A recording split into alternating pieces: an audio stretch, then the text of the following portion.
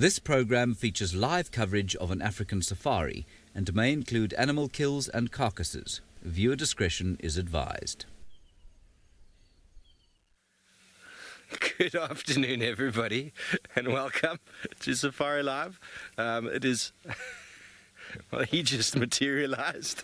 My name is Steve, joined on camera by David. We came to the last site of Hosanna in Tingana this morning, and he was gone. We were busy leaving the area to come and find some tracks. We found a hyena, we followed the hyenas right back in here, and as we got the 10-second, there's a hyena in the drainage in front of him, Davy.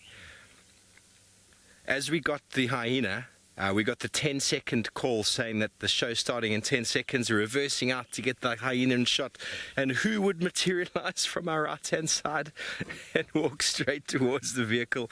No other than Hosanna, the little chief. Please, ladies and gentlemen, send through your questions and comments to hashtag Safari Live. Let us know how you're doing. Let us know what you'd like to chat about this afternoon. We're super excited now to have found him.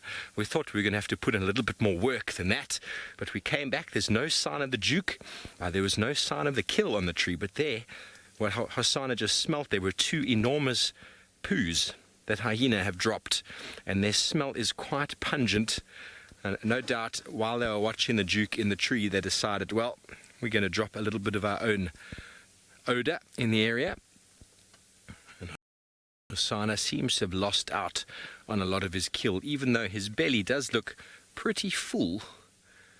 I wonder where Tingana has moved off to. Hard to say.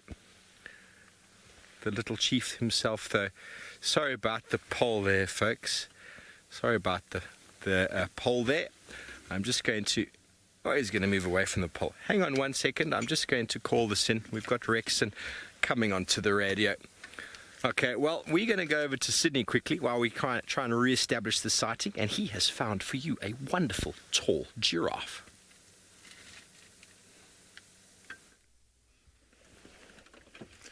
I have got one of the very most lovely animals. This is one of the tallest animals here in Juma Game Reserve, the giraffe. This animal can be very tall, up to 5 to 6 meters, the males specifically. And what we are looking at now is the male.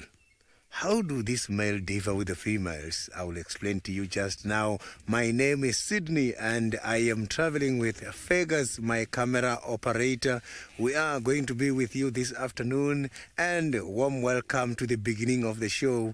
Our temperature this afternoon is quite very cold and is a little bit cloudy, is overcast, and which is very good for predation when it comes to the cats. For questions and comments, you can follow us on Twitter, hashtag Safari Live. You can also follow us on YouTube chat stream. Look at that beautiful male giraffe. The males, they've got dark spots. Females, they have got light spots. Apologies for the poll. We have got a tent this afternoon as the rain is promising. So there will be quite a lot of problems when it comes to the camera this afternoon.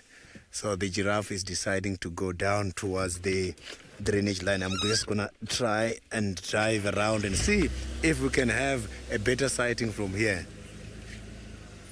So now let's see. Already Steve is lucky with Hosanna. I haven't seen Hosanna for some time now.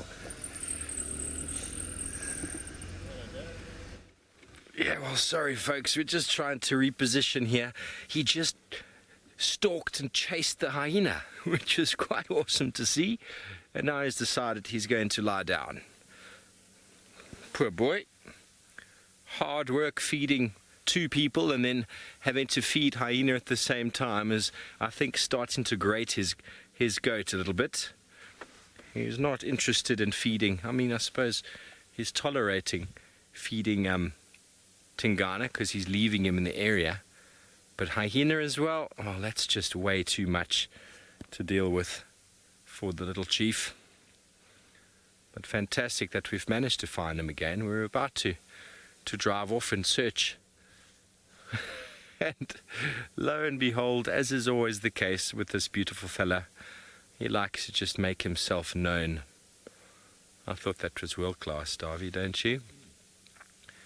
Megan was like 10 seconds. We're trying to get the hyena in shot. You know, hyenas never stop moving. And Dave was completely looking the other way. And I'm like, look this way, Dave. And there was the chief, the little chief. Can I move back an inch for you with that branch? Just, you see, I'm trying to avoid those 3 landmines you can see just in the bottom of the screen. We do not want to get our wheel in that. How's that? Is that better, Darby? Not really, eh? Right hand down. Unfortunately, about the roof does get in the way sometimes. Oh, well, I think that's as good as we're going to get right now. I'm going to stay here with the little chief, see if maybe Tingana materializes back on the scene. Maybe we'll reposition, go down to the drainage. But in the meantime, David Gitu, my favorite Kenyan, is up in the Mara with a lion. Hello everyone, and a very good afternoon from the Maasai Mara Triangle in Kenya. And we just saw a beautiful lioness just going down there. My name is David, and filming with me today is Big James. Hello James. Jambo Jambo. And how exciting, we just had the kinktail on the frame for a few seconds, and then she decided to lay down. Now, today I want to give the boys in South Africa a bit of competition in terms of our sightings, in terms of the weather, and in everything. See who will be doing better than the other, South Africa or Kenya. Feels much warmer here, 76 degrees Fahrenheit, 24 degrees Celsius. It's much warmer than it is there. And while they started with the leopard, we got a lioness there, or a lioness here. I'm going to move forward a little bit. Sorry, something's just coming into my eye. I'm going to move forward a little bit and find out where that one lioness has gone. It's not very far from here. Let me just reposition and see if she is alone. I got a feeling there are 3, and they form what we call the sausage pride. The sausage pride in the Mara Triangle in Kenya. And of course, sorry, because of the heat of the day, I have to back up there. There's a little big boulder there. Because of the heat of the day, they may be laying down flat. All right, let me move to the right, away from that little termite mound. Not a rock, thank God. So, hello girls, we're getting very close to them. James, tell me, what angle do you want? Do you want me to move forward a bit? Is that good for you? Back up a little bit. Okay. Keep coming. All right. Now, James, show us your magic. Show us all your talent. Where are those 3 ladies? Very good, James. Well done. Laying flat. And the one that we saw standing up, we didn't have enough time to watch it. That is what we call the kinktail. If you look on its tail, like that one there. Very good. Did you hear me, girl? Thank you very much for flicking your tail when you had me talking about you. So we got 3 females here that form the sausage pride. So the one we just saw was the kinktail, and they got 2 more. Look at that one, laying down, legs up, and they look to me like they're very well fed. As much as it is hot during the day now, they look to be very well fed. Now, this might be laying here because of the heat of the day, but there could be a spotted cat somewhere trying to look for some food.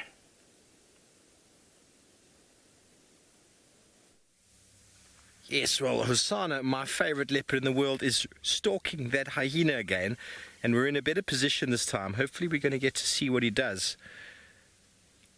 Hyena's walking off with a bone in its mouth. It's just off to the right there. Hosanna is giving him the deliberate get away from here sort of I am going to fight you, stalk you kind of feel. Isn't he just the coolest? Sorry about the pole.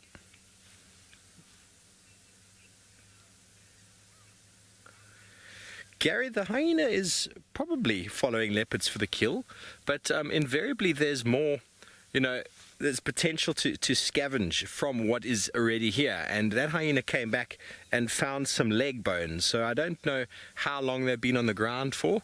Then Hosanna came back and was challenging for that. So it's really hard to say. The hyenas, they got amazing senses of smell, and they like to follow. They like to follow leopards around. They like to assist them in. Well, not assist them, sorry, I've seen another vehicle coming and I've got two trains of thought. I'll just hang on 1 second, sorry. Yeah, Orb, sorry, I've got him on this side. He's just after a hyena, just on the drainage here. We're going to move. That hyena is basically just trying to opportunity and try and steal whatever it can. There he goes. Where are you going, Hosanna? What has he spotted? The hyena is up on the top there.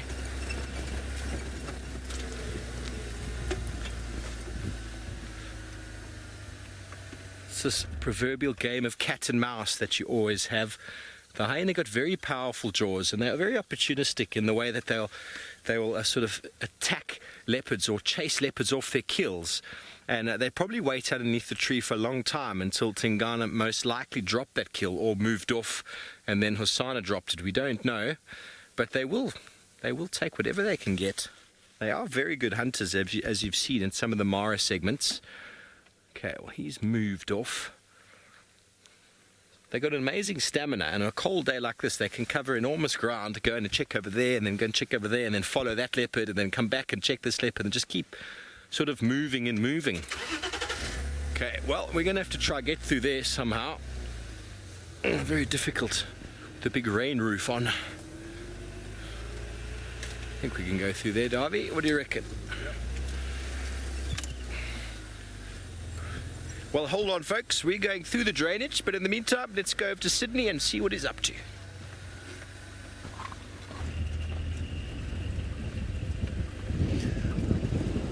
I am now heading towards the western side of the game reserve, and my apologies for that. It is drizzling at the moment. The rain is showering a little bit, so sometimes it does affect the camera a little bit, so I was just wiping so that you can have a good vision. Where I am now, I am on Viotella Access, trying to check if I can find one of the leopards which has just been spotted earlier on the past 15-20 minutes. I just want to try and pick up the track soon as now. The chances of a sighting are very much high. It was somewhere here. Turn right, then turn right.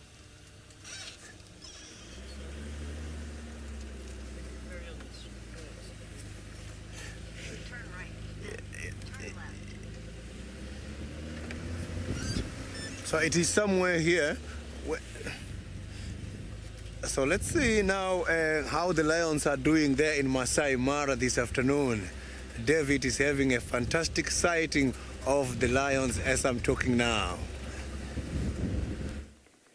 Good luck, Sydney, and hopefully you're going to see that leopard. You'll be having 2 leopards with only my 1 or 3 lionesses here. Well, I'm not sure in my next life what I would want to be, but looking at this one lioness, I would want to be a lioness. She's really panting.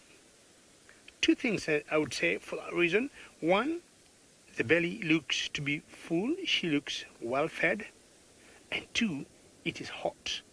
76 Fahrenheit, 24 degrees. For lions, it's too hot. And then she hasn't taken the best position for some nice shade, you know. I think she's halfway in the shade and halfway enjoying some, you know, open in the sun. Wow, look at that one paw. And that either could be from the sister. And just see how that paw is bouncing and one is flicking the tail as he's panting. I'm not sure, that's not a kinky tail, James. It should be the other one.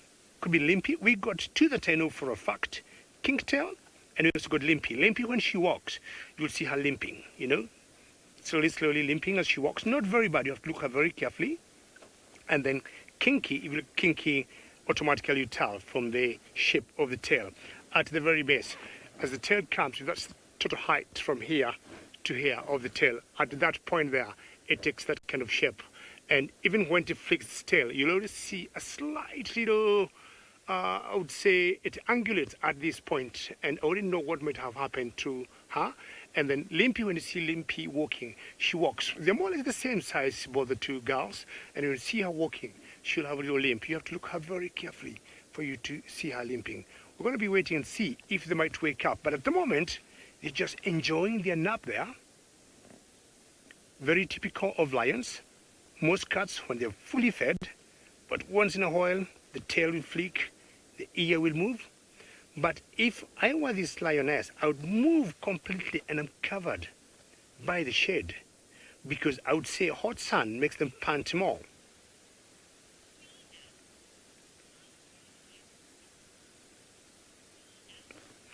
Sinak, always a pleasure to hear your name. And your question is, how do lions cool off? And well, when it's too hot, they have always known the first thing they need to do. They'll locate a tree or some thickets or some bush of some kind, and they'll go and enjoy the shade of that. So that's the only way I know lions cool off. But occasionally, we have seen lions going in swamps or even in rivers and either laying by the banks of the river where it's much cooler, or getting right inside the swamp and they're submerged in the water. So those two ways are the ones that I know, lions will always cool off. But also panting helps to cool off. Please remember to keep asking us questions as usual. #SafariLife and follow us on the YouTube chat stream. Let's find out what two other predators would be doing now.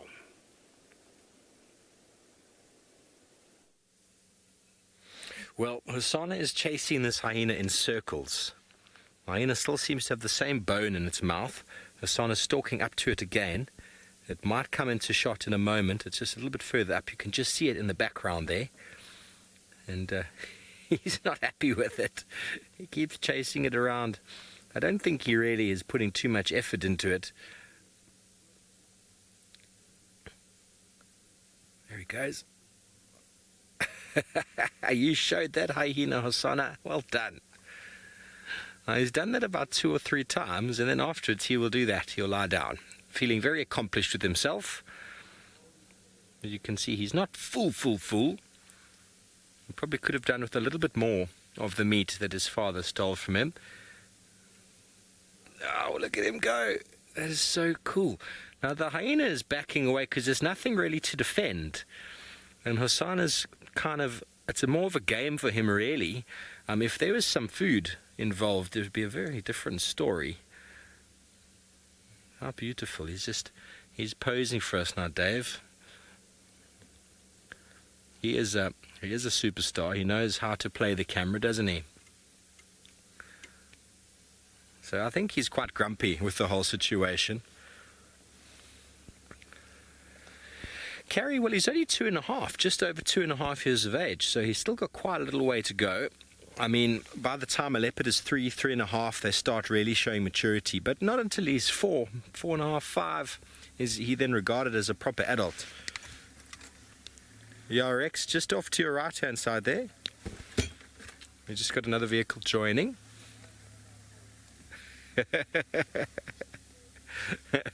Rex was coming in. He'd seen the hyena, who's now departed from the scene, and Hosanna is looking well chuffed with himself. But these conditions, leopards could invariably still hunt again. Nice and cool. But so when he's 4.5, 5, then he has the potential to become a dominant male and to demarcate his own territory. But he's still got a lot of growing to do. He's still a small leopard. And these confrontations with hyena and other leopards are going to continue. Lions and wild dogs, they're going to continue, they're going to go on. Sorry about the pole there. We still have the roof on for the rain that was falling earlier this morning, and it's still quite overcast. You never know. But let's see, is he going to play the game and walk right up here in front of us? I think he might. The hyena has just moved off to the left. I can just see him with my nose. Over my nose. Here he's coming up in front of us, Davy. It's just in front of the car now. just below the rim of the car. He's going to chase that hyena again. He's stalking him. Seems to be a different hyena that's come in. It's not as dirty as the last one. Still picking up on the smells. He's right next to us. He's using our car as some shelter.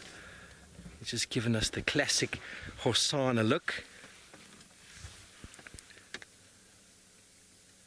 And look at him. Sorry about the back of the vehicle. This is all live, folks. We have no control over the movement of this cat. He's defending this area as if he has staked claim to it.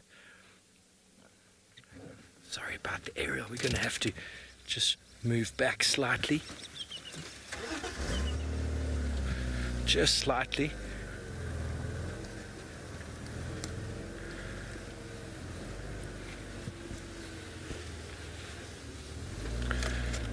Jack, you want to know when he'll start mating? Well, he has the potential to now, but he won't be accepted by a female, not in natural conditions.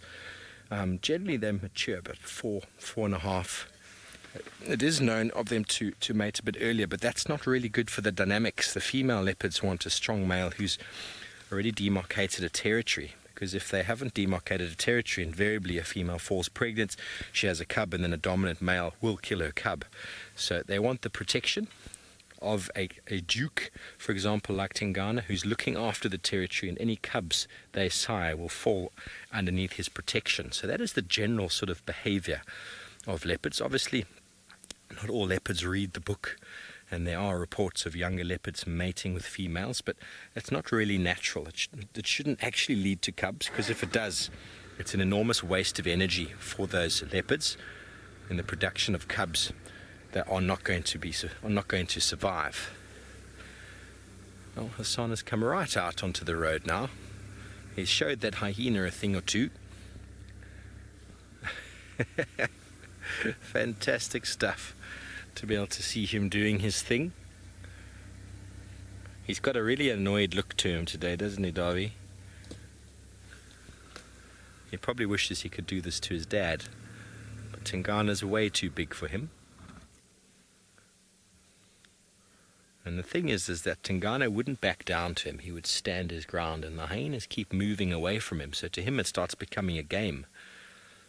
And if there was a carcass on the floor, or the larger sort of animal that the hyena couldn't pull away, I doubt the hyena would be running away from him. But it is something that develops in these interactions, is the sort of the reputation. Certain male leopards have got a different reputation from others, and Hasana is still quite young. Whether he's stirred the fear in the hyenas yet is hard to say. He's certainly not showing any fear of them. Although not long ago when Brent was here, he did climb up one of these trees to escape 3 or 4 hyena, but that's just numbers. Doesn't seem to be too concerned with 1 or 2 at a time. But there's not too much. None of the animals are willing to risk too much when there's no carcass to defend. Okay, well, we're going to stay with Hosanna and see what he gets up to. No doubt there'll be more interaction and play to come, but it seems like Sydney is still on the tracks. Let's see if he's found any more signs of a leopard.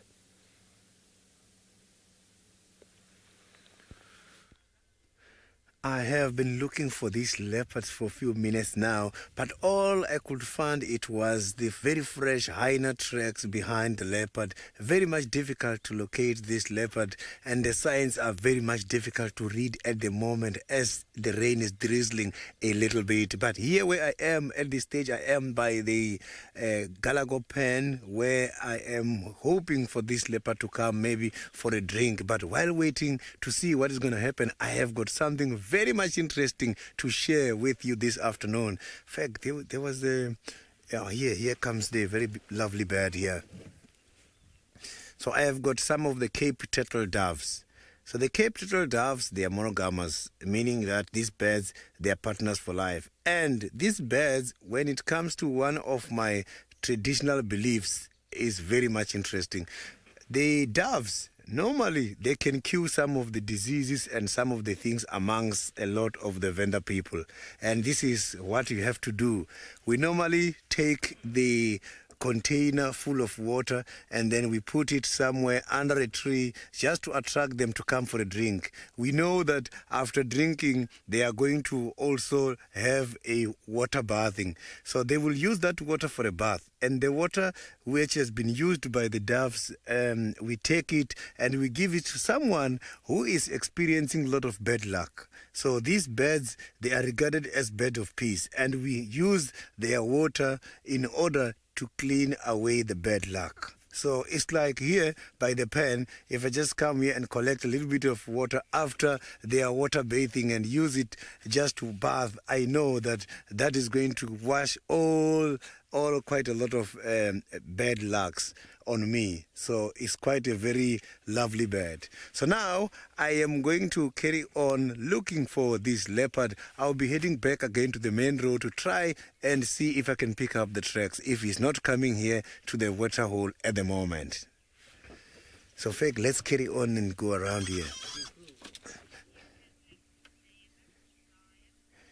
So before I leave, let's go to David. David has got the lions in Mara as I'm talking to you now.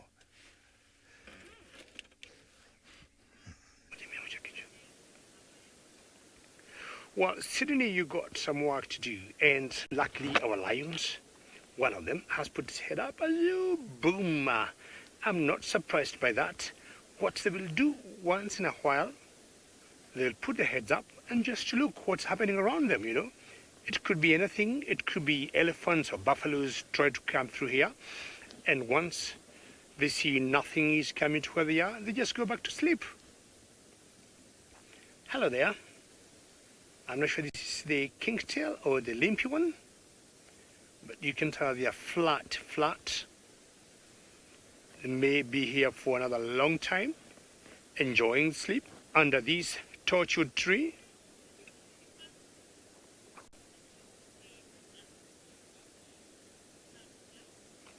Sandra, how are you? And you're asking what is my favorite animal to watch. Now, let's first look at the big animals. I'm talking about the herbivores, Sandra. I would say elephants are my favorite animals to watch. And maybe, luckily today, I might be able to show you one or two or a few number of elephants. When we look at the cats, I would say I love leopards, like what Steve Ovo has, the Hosanna, because unlike lions, when you look at both of them, the leopards once in a while tend to be slightly bit, not much, slightly bit more active than the lions. So I would say my favorite animals to watch when you look at the big animals, elephants. Number one, when you look at the cats, number one will be the leopards. But today, I think I'm not doing very badly with these lions here. The only thing is they're flat and just sleeping and not doing much. Well, it's a fly, and these flies sometimes are always very irritating to the lions. Please remember to keep sending your questions through #SafariLive, and don't forget to keep following us on YouTube chat stream. Lions, what time are you going to wake up?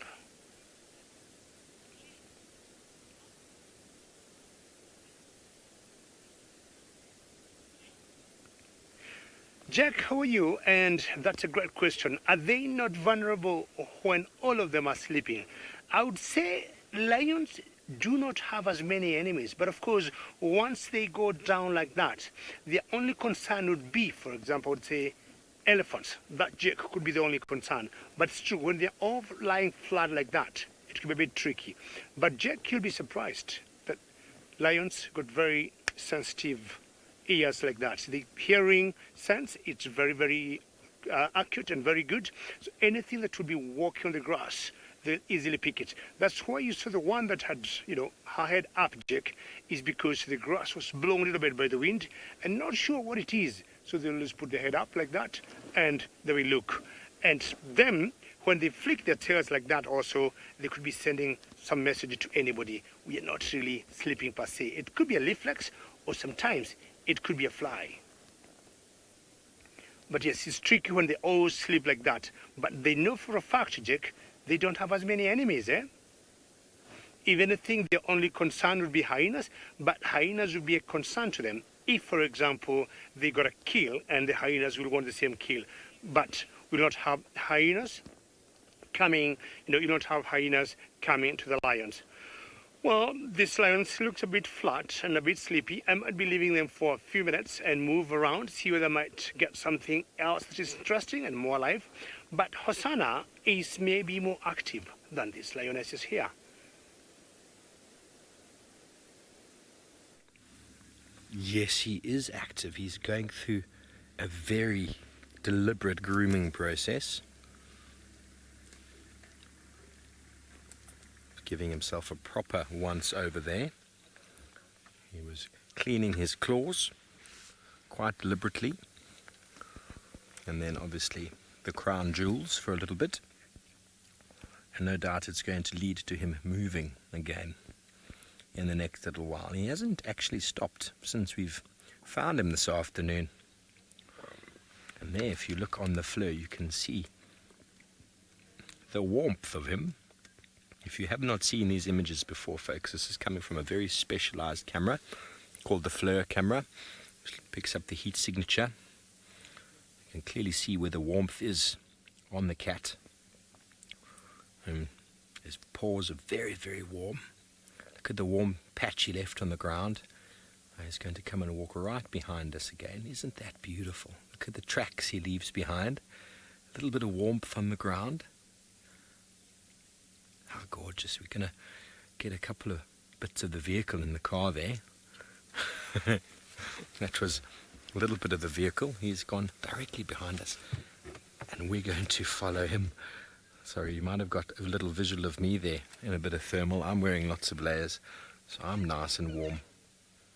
We're going to follow him. There's a good chance he's going to go off and drink now. A few vehicles in the sighting. We're in the front, so we're going to leapfrog. This is Leopard Ingwe Alley. It's going to slowly meander this way, and Voetelepan, which we know is Hosanna's favorite haunt, is just around the corner. So as I move over onto the side of the road here to facilitate the leapfrogging, allow the other vehicles to come through and to come past.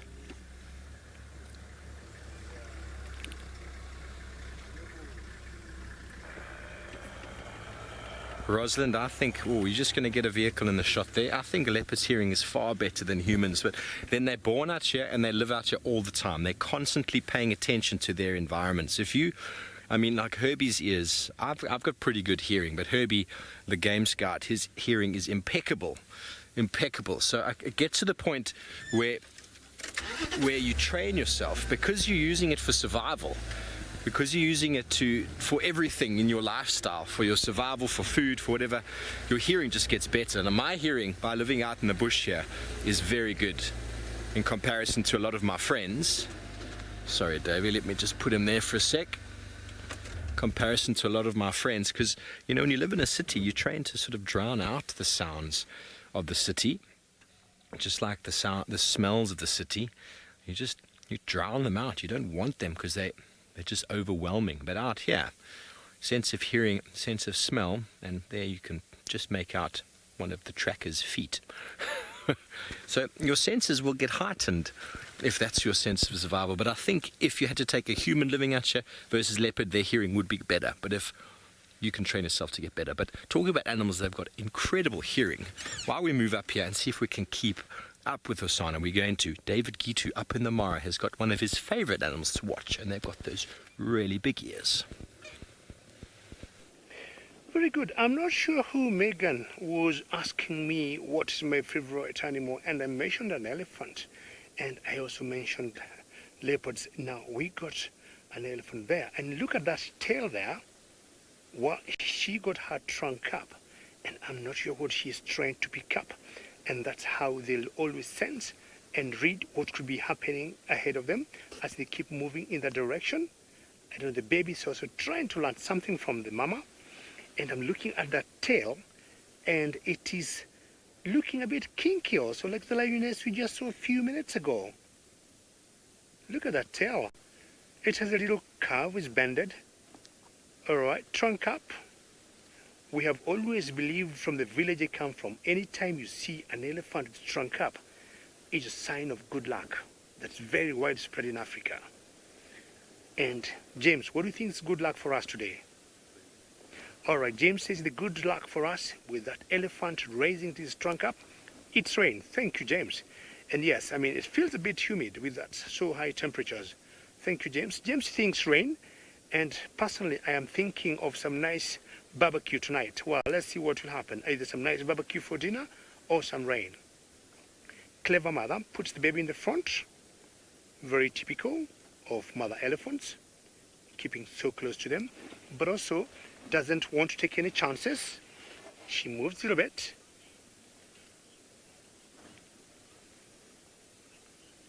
Precious Barbie, hold on. That's a great comment. This is very adorable. Seeing the mother walking, trunk up, the baby walking, trunk up, learning, and I think she's a good baby. She's learning, or rather a good mother, or both of them a good mother and a good baby.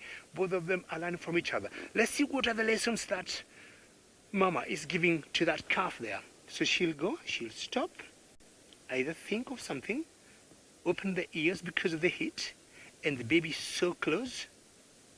Mother moves, and also the baby moves, staying very close. The direction they're heading to, there's some nice swamp, and my guess is they could be going for a drink because it's rather hot at the moment.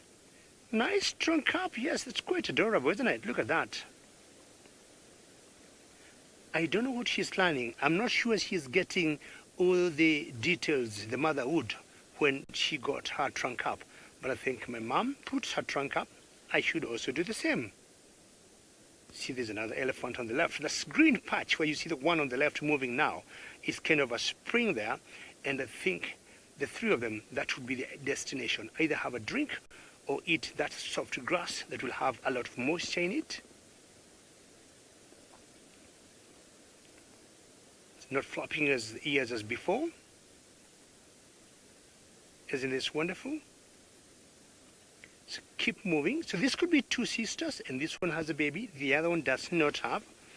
It's a very basic social structure of Alice.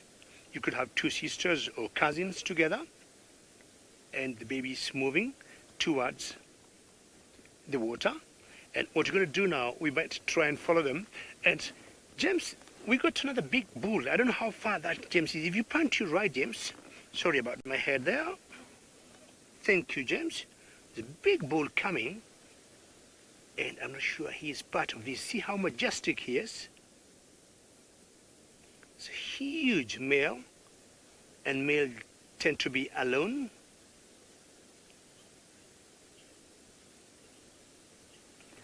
Nazreen, hello, and that's a great question. How good is an elephant eyesight?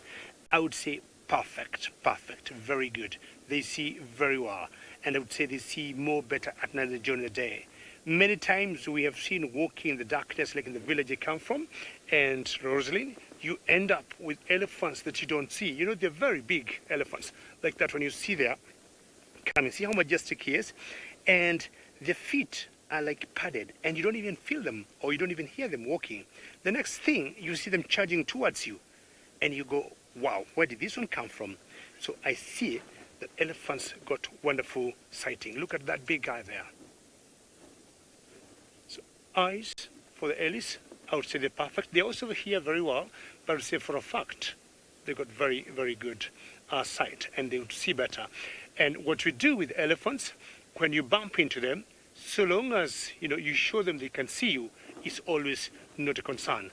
But I think some of the animals elephants don't love seeing close to them are leopards.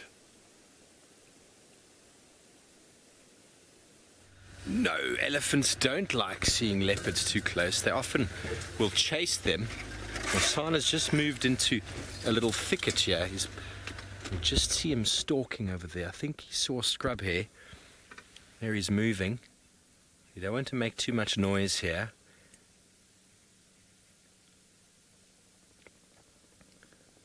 I saw him come in and I saw scrub hare run. And then he did a little bit of a stalking motion. Now he seems to have spotted it. Scrub hares, to stay safe, they stand very, very still. Fortunately, we're probably going to miss a lot of the action by parking here. can see him a little bit on the thermal camera. It's not great. I'll stick with this for the moment. I don't think we're going to get through there without making too much noise, Dave.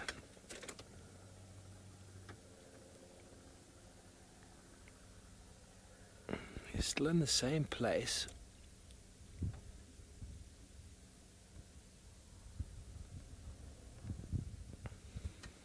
Just see his spots.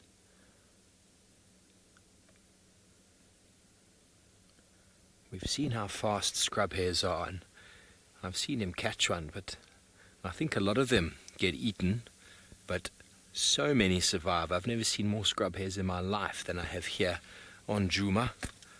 Okay, I think I'm going to move forward.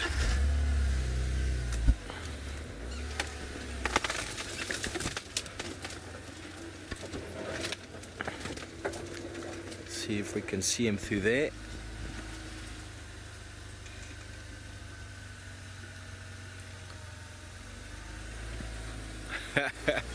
Angie, I don't think he's going to share with anyone if he gets a scrub hare.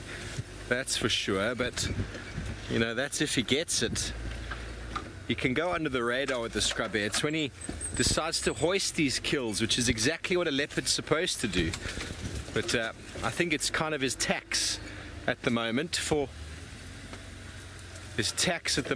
being in the area with Tingana is to provide. Have you got him? Is to provide the Duke. Ah, there he is. He's looking very deliberately at something. There he is.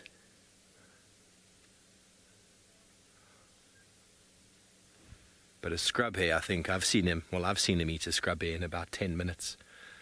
All he left was the entrails. So it's interesting. I don't really think he's that hungry. I think it's just the weather conditions are good. He's feeling maybe a little bit cold, so moving is good. And then something moved, and being a cat, he just can't help himself. Something moved in front of him. He's got to catch it. It's fantastic.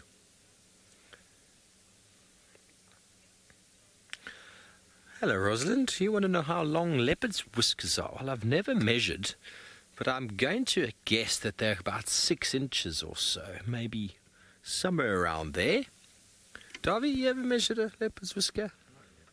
Not yet. Maybe we'll ask Hasana when we get another moment, when we have a chat with him. We'll ask him how long her whiskers are. Yeah, if we look at them, 5 inches, 6 inches maybe. What an interesting question. I've never thought to measure. I have been close to a leopard 2 times, leopards that were darted for research purposes, and that was the last thing I thought about measuring was the whiskers. But I should make an effort next time, or maybe talk to my research friends who measured every part of the leopard, and he's definitely moving his back haunches. Look how he repositions his feet.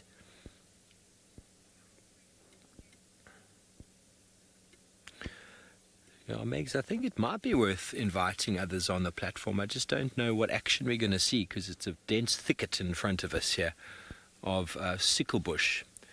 So us getting in there, I think we might see him move, and then getting in there is going to be almost impossible. But we don't want to move at the moment because we don't want to influence the prey or the predator here.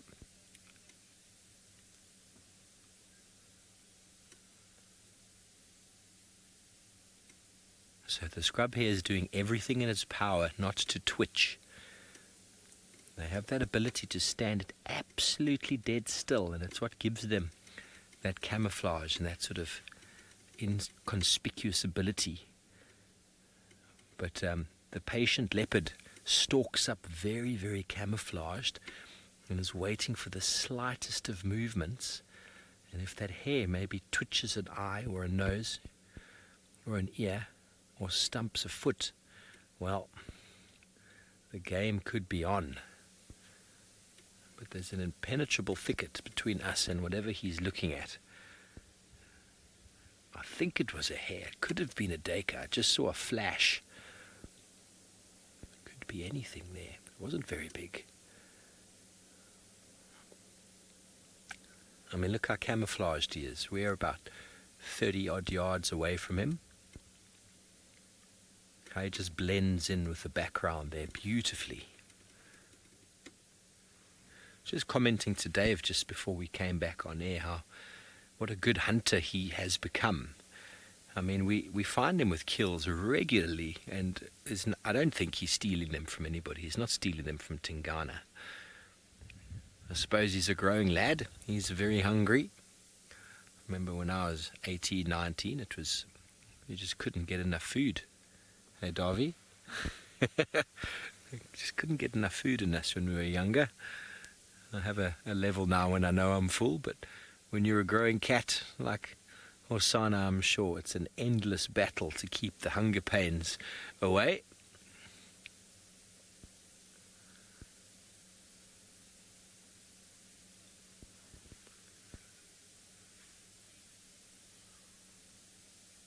Oh, thank you, Ravinda. Ravinda has commented that leopard's whiskers are about 7 inches. So I sucked that one right out of my thumb. There he is moving. Look at the leopard stalk.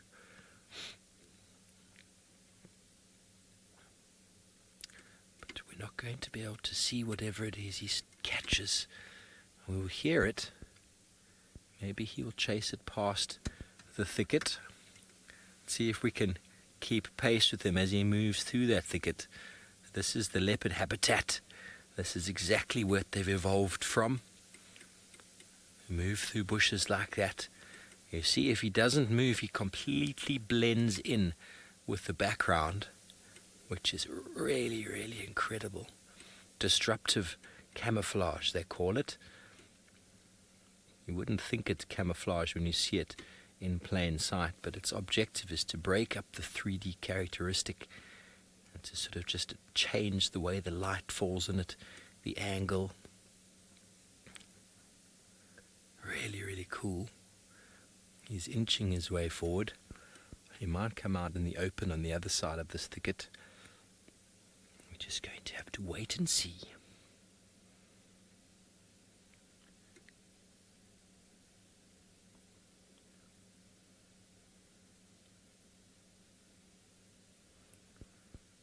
So we often talk about how these little thickets are used by small animals for roosting, nesting, hiding. Sometimes it's to their advantage. We've spent time with Tundi hunting, and she checks every little bush, every little scrub she can come across. And I think Tristan was with Osana the other day, and he was jumping into these thickets in hope of scaring something out. Were you with him, Dave? Just jumping blindly into patches of vegetation, hoping to spook something. I suppose it works from time to time. But look at those bots.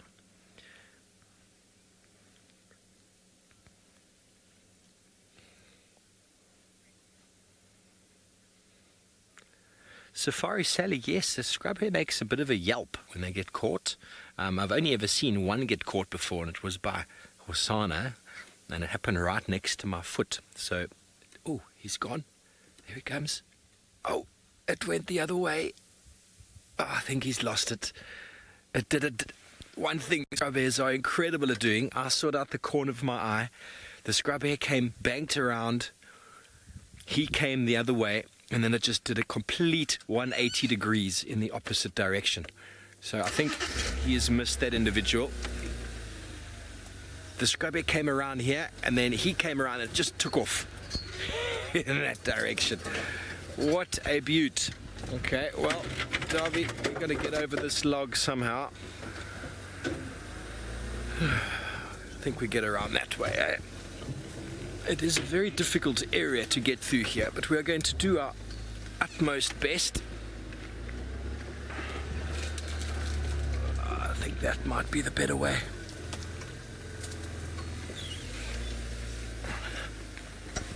Okay, well, while we try and navigate this thicket, don't want to get any unnecessary punctures. Let's go back over to Sydney and see if he's got any updates for you.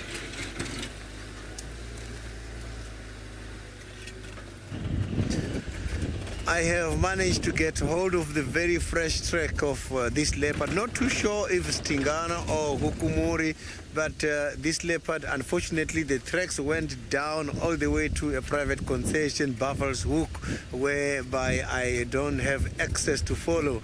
They were very much pretty fresh. It's just that maybe we were just behind him in minutes.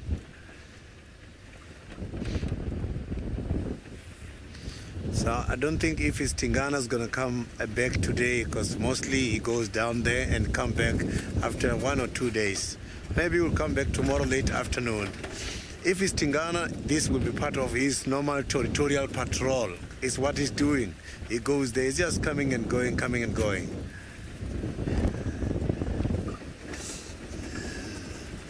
So now I'll be heading towards the eastern side of the game reserve, where I am hoping to go and now look for Tandi and Talamba.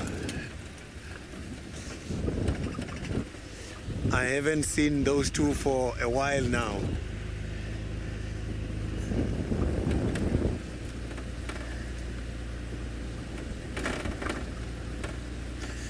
So now let's see the largest land mammal, elephant, in Maasai Mara with David. I think he got quite a very good sighting there. We are very lucky now. We are showing you the whole savanna of the Maasai Mara, and you can see how magnificent the savanna is. And look at the beauty of the grassland, the bushes, and all the animals we shall be seeing. And many people have always wondered why we call the Maasai Mara the Maasai Mara.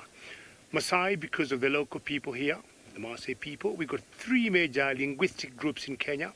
We've got Nilotics, Cushites, and the Bantus. The Maasais are part of the Nilotics. But then the Maasai. Then the Mara, if you're up in the air, what you see is the open savanna that James was showing you a few seconds ago. But that will always be dotted by a tree here, a bush there, or an elephant here, or a zebra there. And we're going to be seeing some elephants now. And those dots to the local people, to the local language, are called the Mara. And that's how we ended up by saying the Maasai Mara, or precisely the Mara Triangle. We've got some elephants there. If James, you go to those elephants, and they're having a drink along that stream there. Very good. And behind them, we've got some zebras, and they're having a drink. Elephants. Beautiful stuff. All right, scratching a bit. Not trying to, I don't know whether they're trying to clean the water or trying to get the dirt out.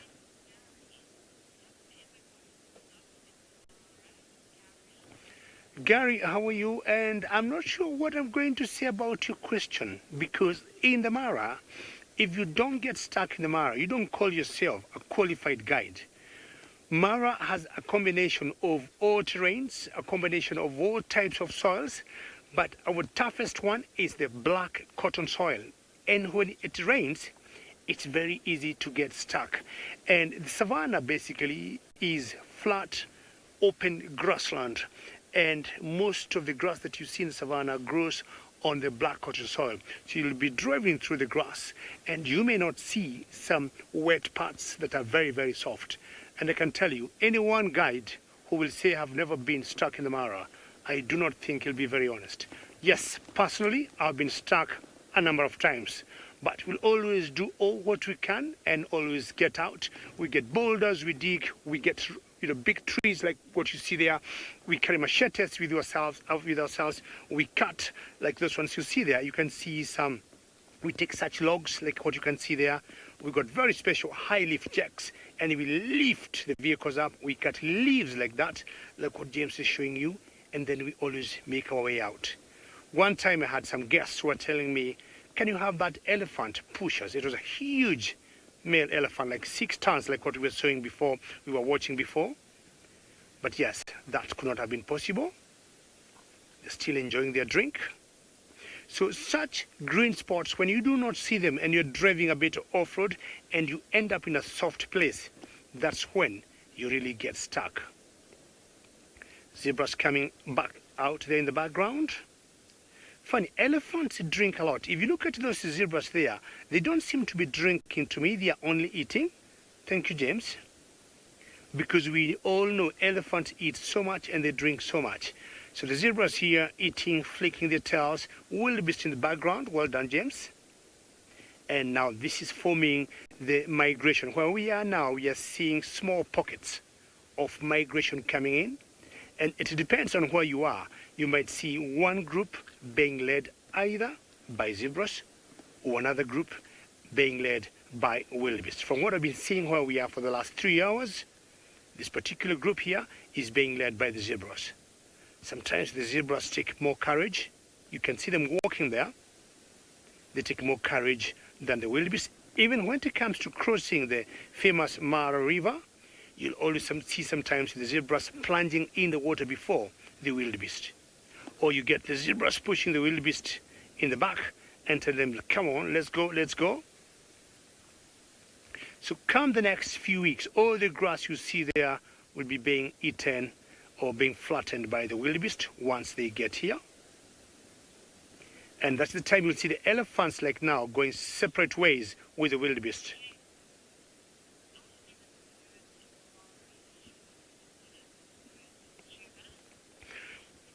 Jack, hi, and sorry we got a car driving in front of us there, but I'm sure they're also enjoying this beauty.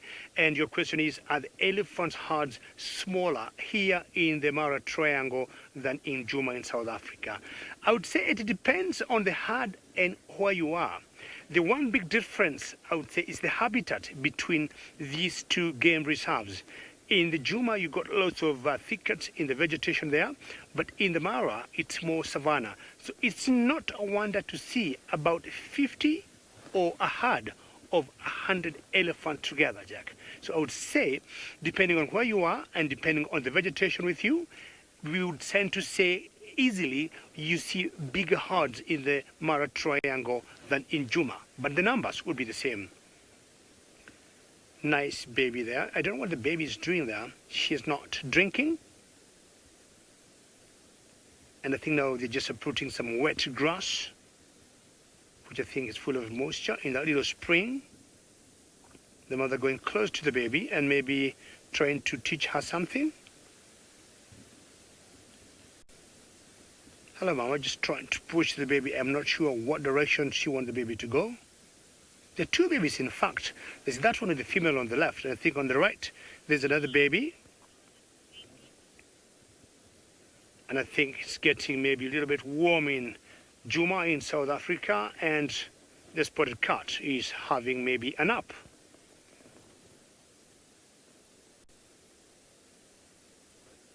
Well, Hasana we caught up with. I swear he doesn't like to be lost. We had to get through the thicket there. And when we came out, he wasn't just hiding in a thicket or down in the drainage. He was standing fully in the open, looking back at us, going, I'm over here. And then as soon as we caught up with him, he lay down. He's just that kind of cat. Very special indeed.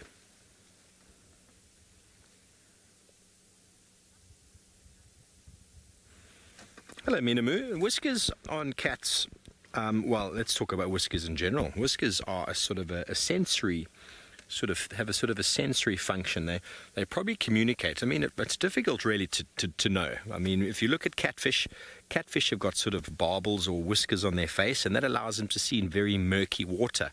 So we can assume that it's got some sort of communication to the brain in sort of low light conditions or conditions that you can't see in. So if we extrapolate that onto cats, then you can think that the whiskers help them to identify the size of space. Maybe there's pheromones that pick up in the air. I know that my cat was very sensitive on the whiskers. You know, you couldn't really tickle them or play there. They were very sensitive. So there's all sorts of stuff going on there that we can't really guess at. Can you extrapolate? I mean, the nightjars that we have that fly around, they got proper whiskers that come out of their face, and that's to see in very low light conditions and to help sort of guide food into their mouth. They even keep them clean. A very specialized sort of claw on their foot that looks like a comb. So, and we see these adaptations in animals that see in the dark or use the dark for their advantage. And so the whiskers have evolved some form of function that obviously assists them in very low light conditions and obviously gives them all sorts of information around them, about their surroundings, about the size of the space they're moving in. Maybe it picks up on wind direction, movement. It's really hard to know. Everything is only a science, really, or a guess, a hypothesis. But we know that catfish see in very low light, muddy conditions, and those barbels help them with that. We know nightjars have the whiskers to assist in feeding, and a lot of flycatcher birds that we have whiskers as well around their beak, which assist in with feeding, but also protecting their face against the kicking legs of insects that they might catch. So there might be some protection afforded to leopards' eyes, maybe, to those whiskers there. I don't think they're stiff enough, really, to protect it from a hoof of an impala or something like that, but maybe there was some form of function in the past. Bearing in mind these cats evolved from much smaller cats that were probably in a much more forested, dense area, and they had to use all of their wiles to find these animals. Vision was probably the least used. It would have had to be smell, hearing, and then picking up on all sorts of other sensory sort of things in and around.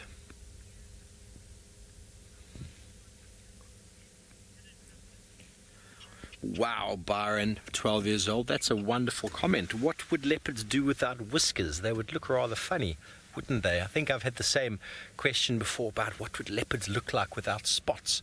And well, they'd look like a mountain lion, but all cats have whiskers. They all have them here. And I think, I don't know, it would affect them greatly. It would affect them greatly, but we don't really know. But they've evolved them. They've probably come from a very long way back. And the depth, really, to which the whiskers assist cats in their movements is still, I think, quite misunderstood. All of the sort of ideas are put forward there, all ideas. Obviously, none of us know 100% for sure what the receptor is at the base of the whisker, where it goes in, what it is actually picking up on. But it's right there, around the nose, below the eyes, right there in the middle of all the action.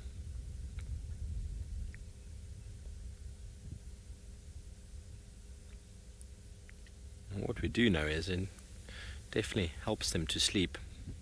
They do a lot of sleeping.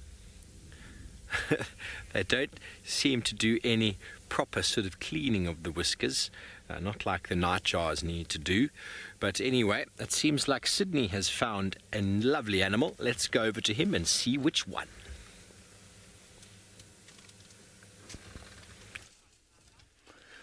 I have got the elephants very stationary feeding here. This is quite a lovely sighting. Look at that. It's quite a very small family. Not too sure where these elephants are heading to, but I can see that they are moving towards the northern side of the game reserve. Quite a very small herd. So you can see they are now trying to feed. They are even feeding on some of the dry leaves. So it means now they are feeling the dry season. Look at that. Look at that ear. The ear is wet a little bit. It means it has been picking up some soil and throwing soil everywhere. Look at that. So they are also going to cross now towards a concession. We are lucky to find them here at the moment. Lovely to see the elephant on a convoy.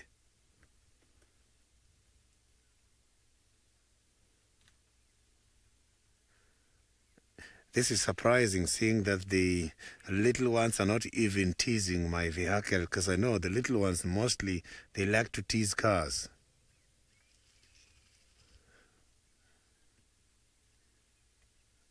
Look at that.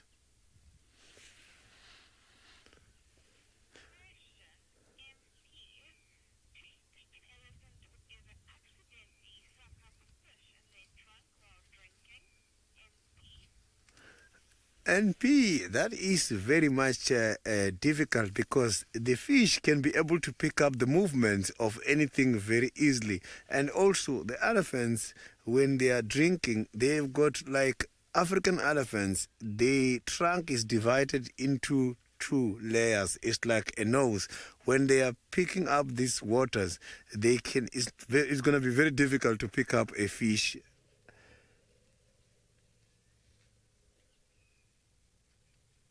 You can hear that the big one at the back is trying to communicate with the rest of the herd through kind of a vibration.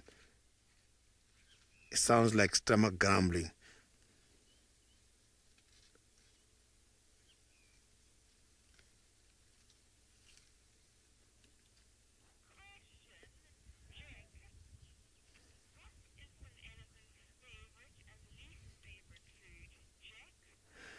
Jack, the elephants, their favorite food is the marula fruit. So the fruit they like the most is the marula during January, February when the fruits are ripe.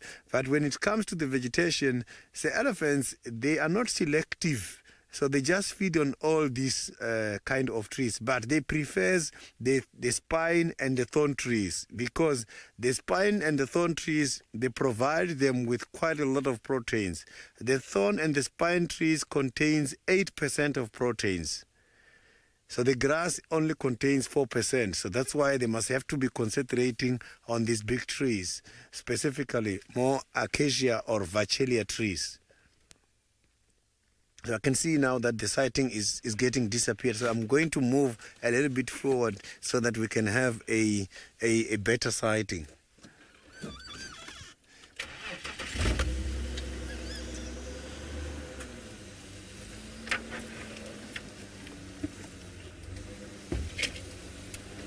Safari Sally, most of these elephants, they produce 5 to 6 babies on their lifetime. It takes time before the elephant come back to have another baby. Now we've got a very good sighting. All of them are nice and close. Look at this little one right there. This is beautiful.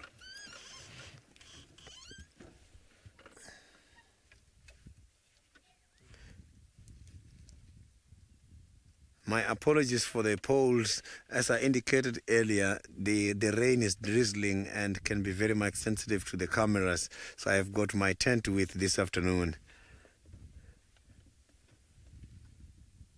So look at that.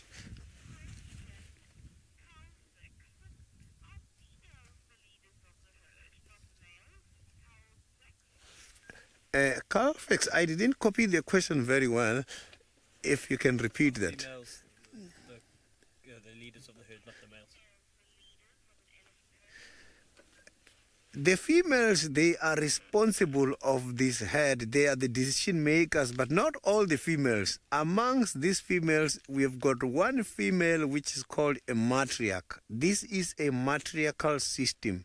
And that female, together with a few daughters, are the ones who takes decision. She's the one who decide when to wake up, where to go, and where to drink, and which side are we going to feed this afternoon. Males, yes, they are part of the very same herd, but when it comes to the ranks, they are the lowest on the rank, and they take orders from the females. Even if they can try to choose the directions, the rest of the herd is not going to follow the males. It's quite a very interesting structure.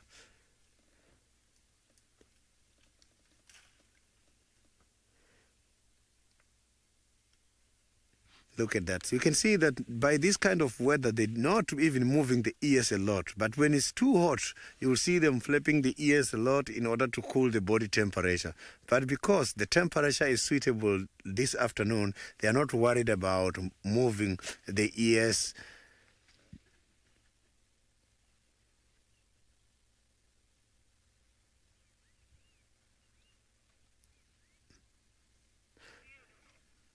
So this is beautiful.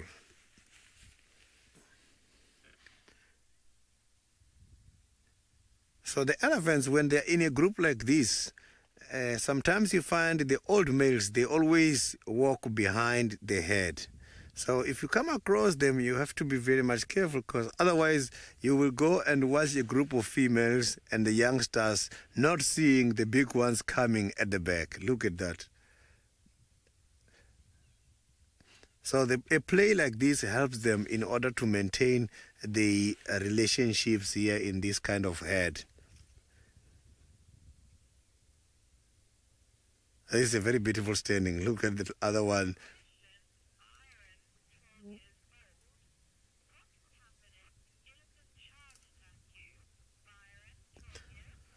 Varun, the elephants are very much peaceful animals. They don't just charge. And before they charge, I will read that. They give me quite a lot of signs.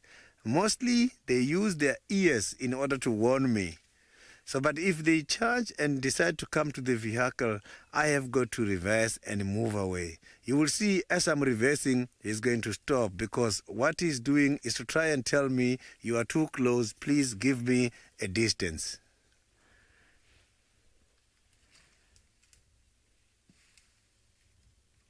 Look at that. This is beautiful.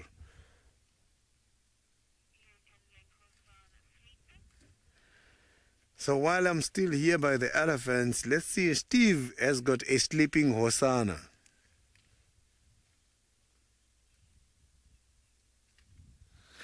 Yes, well, his eyes are open, he's rolled over, and he's now giving us a beautiful little Hosanna smile.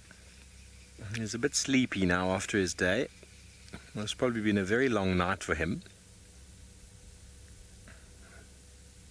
Blink once, blink twice, and then he's going to go back to sleep. I think there were some noises that caught his attention. We heard something a moment ago, not sure what it was. Some rutting impala.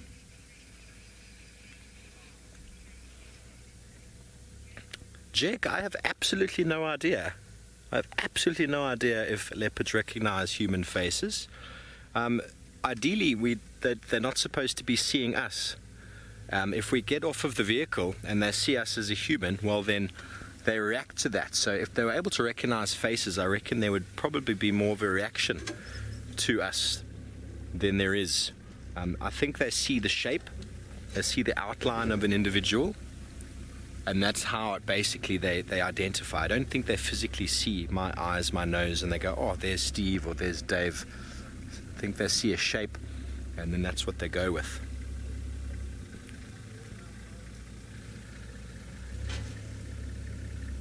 Just got a vehicle that has decided to join us without using any radio protocol, which is a little bit annoying.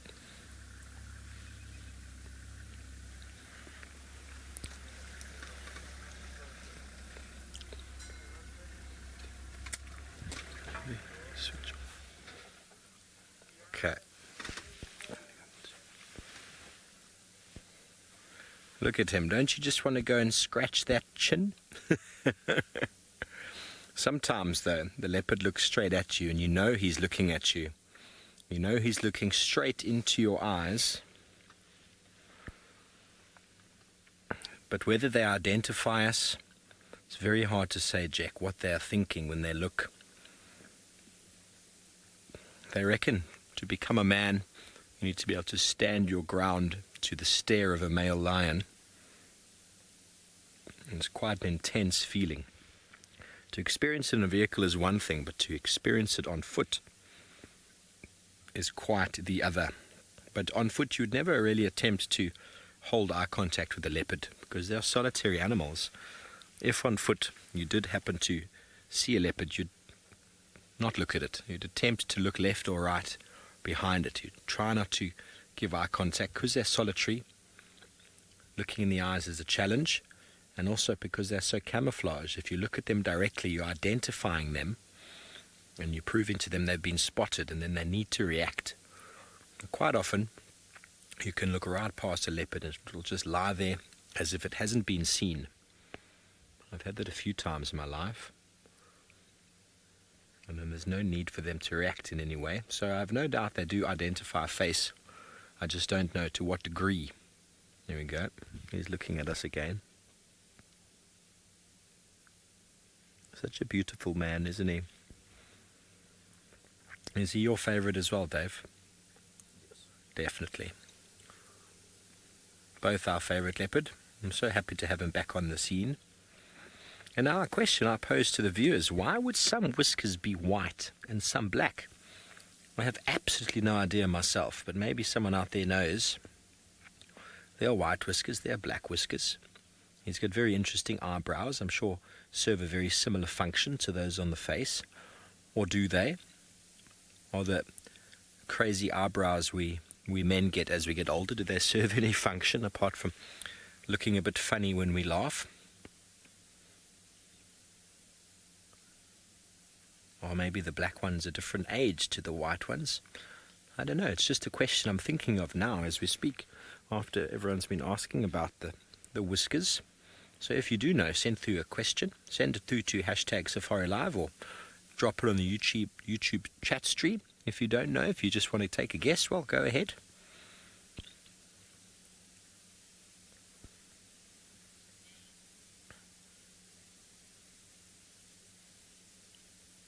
So he's a little bit warm, sitting like that, cooling off his belly a little bit. Still got a little bit of meat inside the tummy.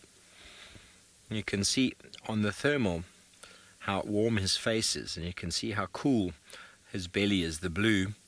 It's a good spot for him to release heat. Obviously the pads of his feet as well are releasing heat. So if he does generate a bit too much sort of heat and you want to alleviate some, just by lifting the leg in the air and turning upside down is a very good way of the heat dissipating. And obviously if he wants to retain that heat, what we've seen them do is curl up into a ball where they take that whole face area and tuck it in underneath the feet and then keep the feet down on the ground or tucked up into the body. Or they can start moving, which is also what happens.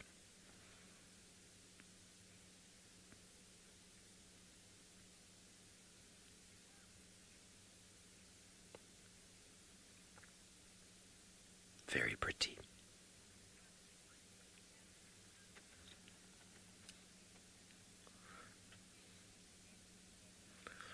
Kathy, you reckon the whiskers are genetics, the colours, some white, some black? Well, it could be, but do you reckon, I wonder, do they serve a different function, perhaps?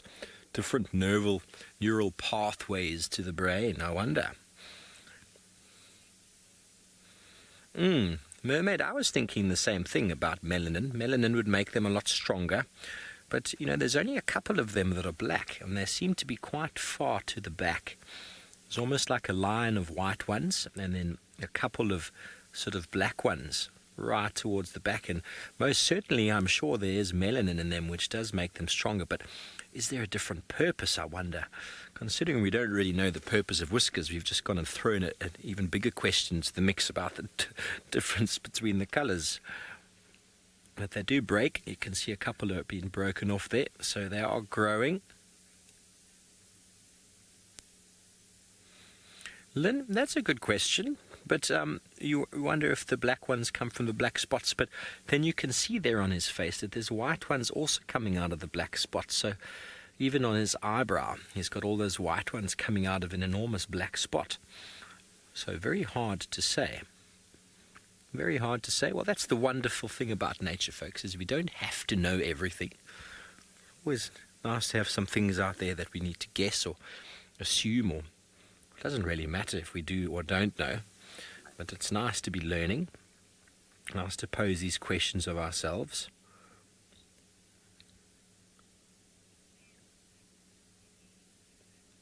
Jen, you reckon with age they turn black? Well, I think I alluded to that a little bit. It's potentially an age thing. I'm not sure. I'm definitely going to keep a closer look on the whiskers from now on all of these cats, and see exactly what's going on. Maybe we need to do an experiment where on our cats at home and see if there's I can't remember my cat at home if it had different coloured whiskers. They would probably be the easiest ones to work out. We count them, we age them, and we see how they change. It'd be very difficult in a wild animal, but I'm going to keep my eye on Hosanna and notice how those last few on the face were dark and the rest were white. Let's see if we can all remember that in future, if there's any change. Wonder if Tristan and James have delved into those, or if Sydney knows anything about the coloration of whiskers. Well, it doesn't look like Hosanna is going anywhere just yet. We did have a nosy hyena come past again, probably looking for Hosanna and looking for whatever kill he might be catching. But once again, we're going to be heading up to David Gitu, up in the Maasai Mara, where I believe it is a sunny day, nice and warm up there. And let's go see what he's up to. Well, I'm still driving around, and I might be having some good news I'm going to have some good news, because if we move to the left slightly bit, James, you see that bush to my left? Slowly move to the bush and see whether you can see anything just by that bush. If you move the bush slowly and to the left, see below that bush if there could be anything we might be able to spot. Not very clear, but under that bush, if you look carefully, there is a cheetah there. We can't see her very well because definitely she is blending in. I'm not sure whether to say she is hiding, but what happens is, because of the heat of the day, and just like the lions you were seeing before, until it starts to cool off, that's when you're going to be seeing them. What I'm going to do, I'm going to reposition a little bit and move forward and see if we might have a chance to see. But right under that little, we call that orange leaf croton, under that bush, there is a cheetah, but I think she's on the other side of that bush, and because of the heat of the day, she is taking the shade on the other side. Let me reposition and move forward a little bit and see how lucky we are. And I'm sure James might be able to do a bit of magic, and we might be able to see either the spots, the head, or even the tail. Let's find out what you might be able to see. Gonna move forward a little bit, and all right, let's see. Very good. And Megan, the final control, says the viewers are very excited. We have found a cheetah, and let's see how low she is. She's definitely lying so flat, but it won't take long. That's the position she is in, and it won't take long before she is up, as soon as it starts to cool off. But between the small bush to the right and the bigger bush to the left, that's exactly where she is. And my friend told me earlier, it is a female. The two particular females been looking for around this area, one called Naratoi and another one called Kakenya. My guess is, from the description my friend gave me, this could be Kakenya. We are yet to know, but my guess is this could be Kakenya. And what you're going to do, we're going to remain right here, wait for the temperatures to go down, and that maybe will give her a chance to rise and shine. And as she goes stretching, we'll have a chance to see a cheetah. I'm very excited also, like all of you. And there's no harm staying here a little bit longer to see whether she wakes up. We got to the right position. We are not very far from that bush. It's just a matter of time before she rises up. And maybe I'll ask the final control to help me identify her, to know if it's Kakenya or Naratoi. It's two females that have been around this area we are. Of course, cheetahs, unlike lions that have territories, or leopards, cheetahs have huge home ranges, and they move for, like, I would say a couple of kilometers in a couple of days, of course, depending on where the food is. So we've got a feeling that we know this particular area. These two females have been seen here a number of times. And James still hasn't given up. James still thinks he might be, sorry, there was a car there, also coming to enjoy this cheetah here. And James thinks either she's going to flick her tail or an ear or something. But right below that shade, or the shadow of that tree, that's where she's laying down. We'll give her a few minutes and I'm sure she'll be up.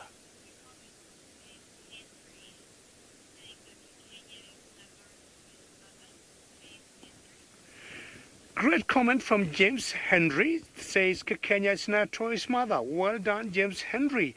And then most likely either we have the mother here or we have the daughter. James Henry, wherever you are, that's a great comment, and I give you a salute, and two salutes for reminding me that yes, that's Naratroi's mother. So either we have the mother or we have the daughter. James, if I may ask you, what should you like to see, the mother or the daughter? Let me know. Take your time, no rush. And James thinks, do you think there's any slight movement? If James, you move to the right, James, if you pan there, all right. James Henry, thank you. I'll make sure what you see will be the daughter. I just saw the tail flicking up, James, so just be patient. Don't get out of the screen and stay there with all the viewers. And it'll be so exciting for all of you, including myself. James, are you excited to see the cheetah? James is saying he hasn't seen a cheetah for the last couple of weeks. So if the daughter will be here, James Henry, don't worry. But Big James says he's equally waiting to see this cheetah as soon as she is up. What I can see from a distance is her flicking her tail. Then the tail goes down. That's exactly now where she should be. Just going to be a bit patient and see what happens in the next couple of minutes. They tend to blend in very well. And I'm sure she'll be up. Well, where we are, there's not any waterhole close by. Sydney might be near one.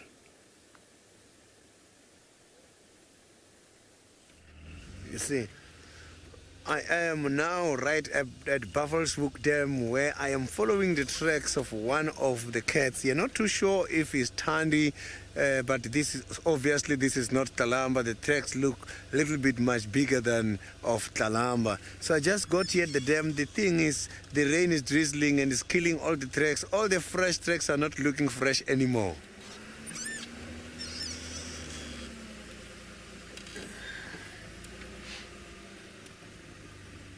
So I just want to try and see the direction of movement here at the dam, just to see after drinking where this animal went to. So the tracks are telling me that this is not a long time ago.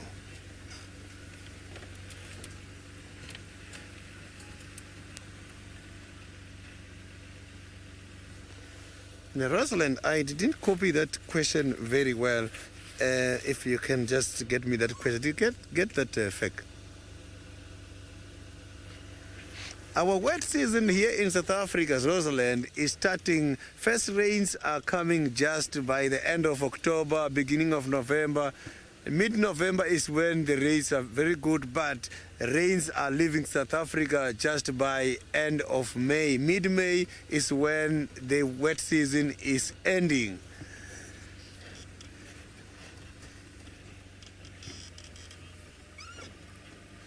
So let's see the cheetahs with David and Maasai Mara.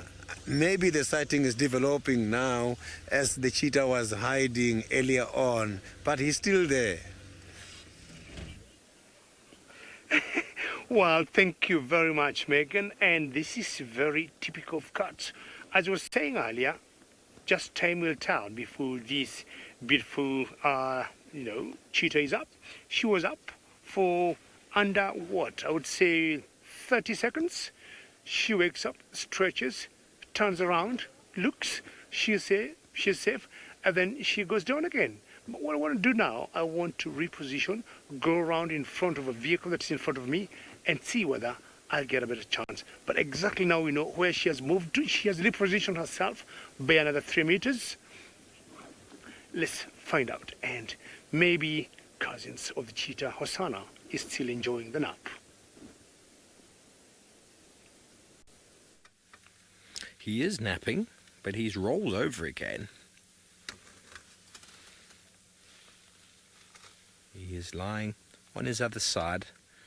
He's been staring at us the entire time. I think he's quite interested to get up soon. He's definitely not napping anymore. Well, now he's pretending. As soon as we zoomed in on his eyes, he closed them. I love this guy. So, Darby, that's me laughing. That's making the camera shake.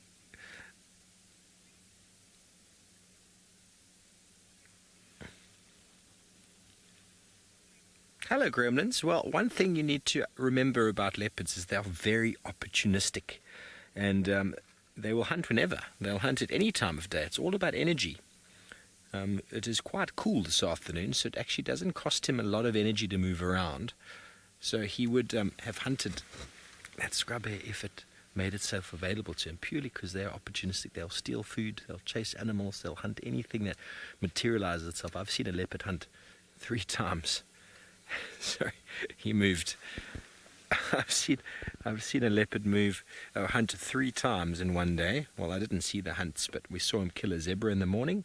He hoisted it, and we came back that afternoon. He had 3 kills up the tree, a baby zebra and 2 young warthogs. He wasn't hungry, but they can't help themselves. They will just catch anything that makes itself available. unless they are too full. They'll always weigh up their options. They'll be like, okay, yes, I want to, no. But on a cool day like this, you could always find predators moving because it's all about energy. It's nice to go on long hikes on days like this because it's nice and cool. You can go a little bit further, but walking in very hot conditions, not ideal from an energy perspective. We lose a lot of water. We need to take in a lot more energy because it's more energy consuming. And that's a perfect time to cut to the thermal. Look at how warm his mouth was. How fantastic was that? Now he gave us a bit of a yawn from the back. On his back, he's turned over again. There we go. And after the yawn, invariably what he will do is he will rise up.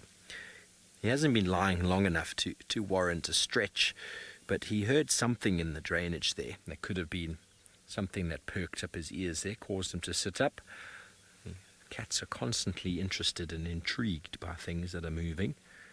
I mean, it could be a hyena sneaking up on him. He always has to make sure if he hears certain footfalls, if he hears the noise of something, because he never wants to be surprised by something, because if a lion caught him on the ground, well, it would definitely sort him out. So, being a solitary cat, there are the advantages. Here we go. Is he going to stretch? No, hasn't been lying long enough. Thank you, Hasana, for doing what I said you were going to do.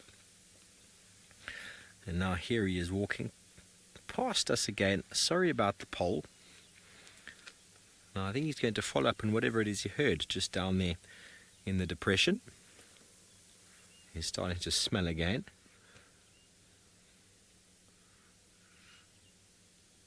I'd love to know what's going on in the brain of a leopard. There's the pole. Sorry about that, folks. We're going to have to move up a little bit and see if we can keep with him. I'm going to go this way around. There he goes.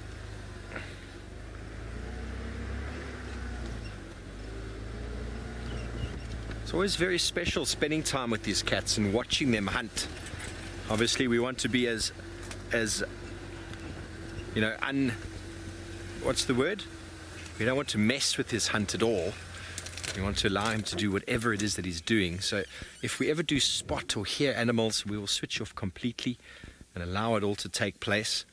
I don't think he's got any specific thing in mind, but his temperature dropped just a little bit, I would say, and now it's time for him to get up and start moving. Invariably he's moving in the direction of a watering hole, and we know which watering hole he likes the most, and at the moment he is slowly heading in that direction. We're not that far from Vuatelapan right now, as he does another walk past the car.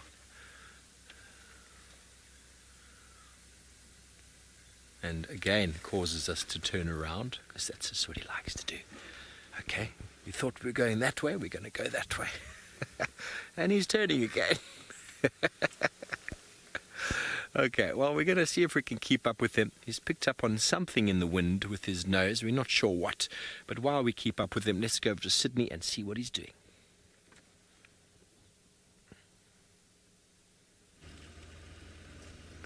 I am now right on Tandy's tracks. I have just managed to reallocate the tracks now, so the chances are not that very there, but I hope I will find Tandy this afternoon, because I am guided by the Hyena tracks following Tandy at the moment until I go to these tracks. So I am going to stick in this area here and try by all means to navigate where these tracks went to.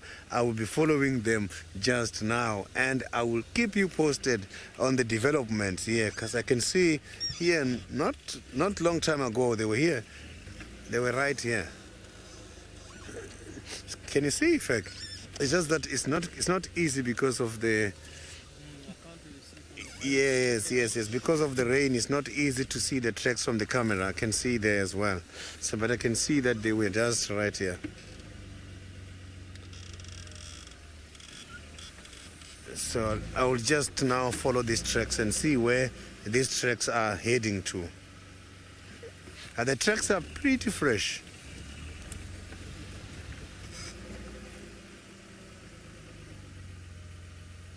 Yeah, these tracks are very, very, very much fresh. Maybe you can see them right there.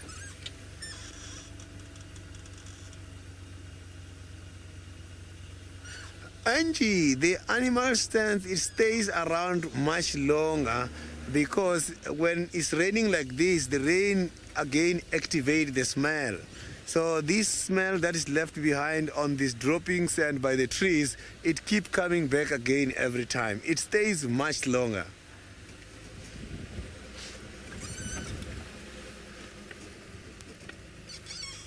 Now I got that hyena again following the cat's tracks here.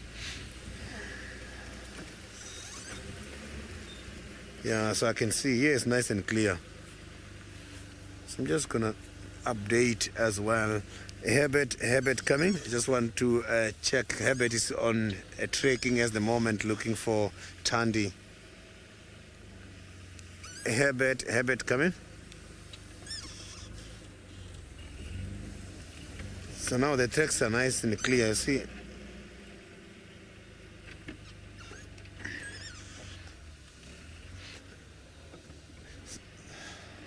I'm just going backwards, forwards in order to follow them, to make sure that I don't make any mistakes. I want to follow these tracks until I find these animals.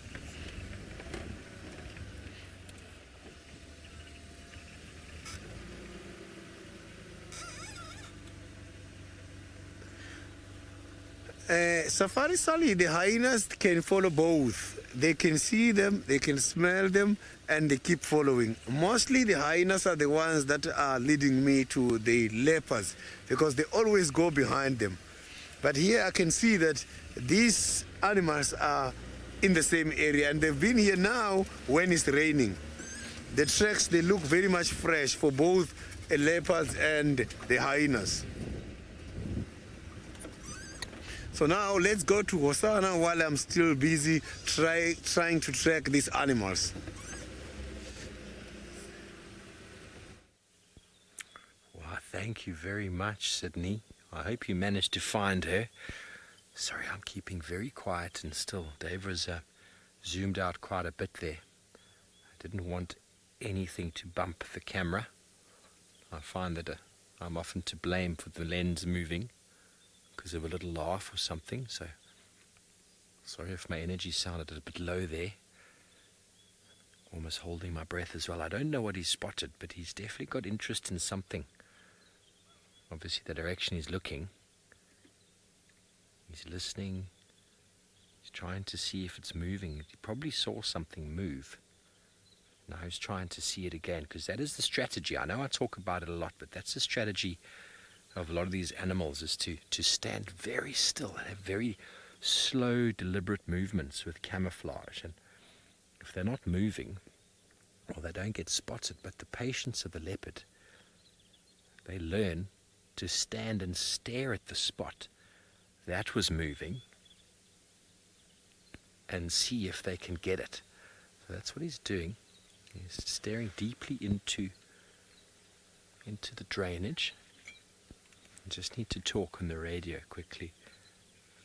If you just hold on for a moment. Standing by.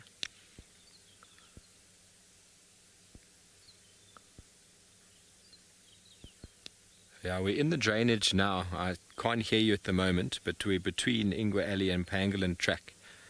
If you keep coming, I'll let you know when I get your audio. We'll be directly south from there.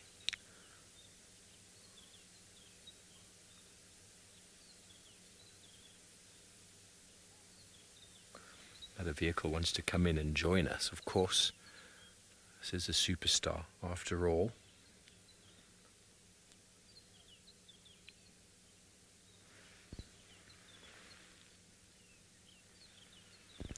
Proud Cat Mama, you want to know what the most important use of a leopard's claw is. Now, I think you're meaning that the normal claws. And one of the things is to pick them up into tree, to assist them in climbing. They can climb a tree, which allows them to evade the predation. Look how it just disappears by stopping, by dropping down like that. It completely disappears. I'm actually going to get this other guy to come around, Davey. I think Pangolin is just here. Eh? Oh, he's busy on the radio. But one of the objectives of the claw is to get them up the tree. The other one is to help them to bring prey down to the ground, to grab on and latch on, to enable them to then pull them around and then deliver the killer blow to the mouth, to the throat or the nose, wherever it might be. And then obviously they also use them when they fight, so they can deliver quite a blow with the foot. Just the claw, just the paw itself will hurt, but then with a whole lot of claws coming out of them as well, they rip flesh. And because leopards and lions have got what we call protractile claws, they're not what a lot of people call retractable. The claws aren't out, they are in the normal position, they are in. And to use them, they extend out, almost like if you flex your hand, you flex the tendons, that causes them to come out. And they come out with strength and with speed. And the objective is to latch into animals. And with the dew claw being higher up on the foot, it allows them to actually form like a bit of a hook, which allows them to grab onto an animal. It's very hard for an animal to get away from that sort of, from that latched on sort of position once it's happened. Have you got any vehicle sounds there, Davy? I can't hear them, eh?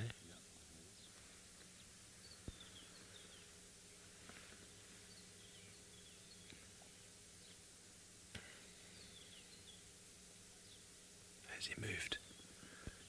I don't know what he spotted.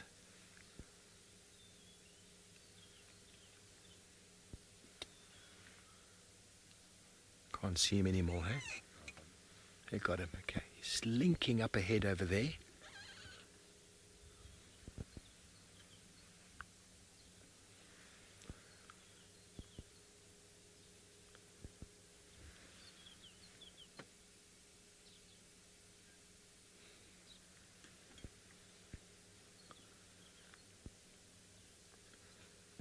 So back to his hunting strategy.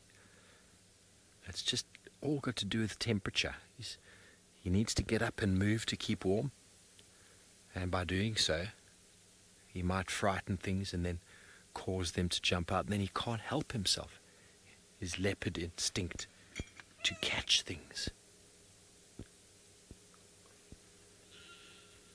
Okay, well, we're going to see if we stay with him, and whatever it is that gets his attention seems to have moved off in the other direction. But let's go back up to David in the Mara, who has got another spotted cat.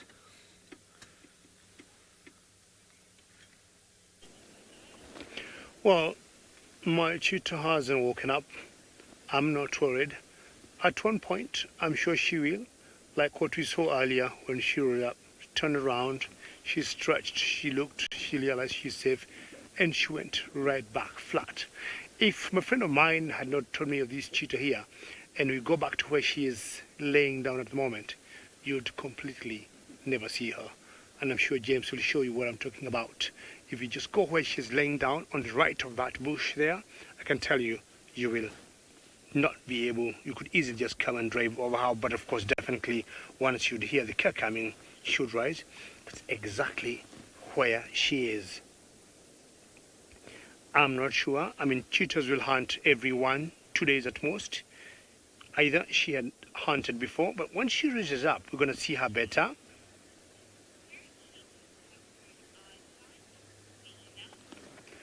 Sinak, how are you? And good to hear you again. And your question is, do cheetahs have bad eyesight? I would say cheetahs see pretty well. Cheetahs see pretty well, and maybe they see more better during the day than at night. And I'm sure we all know cheetahs have like what we call the 2 black tear marks that come from the eyes all the way to the mouth that helps them to glow the sunlight away when they go hunting. Well, Sinek could say comfortably, cheetahs see very well because cheetahs are very gentle cats. They're not very strong, they're not very aggressive, so they need to have pretty good eyes for them to see better. And I would say one other thing that helps the cheetahs is speed. Well, when they're hunting, and of course, if they need to take off from, say, another predator like a leopard or a lion. We've got to see whether she is going to rise up and shine, but we highly doubt she is. But it says Sinak, for a fact, they see better. Not very sure, I don't think they smell very well, but they got pretty good eyesight. They need to spot their prey and identify which prey they're going to go for.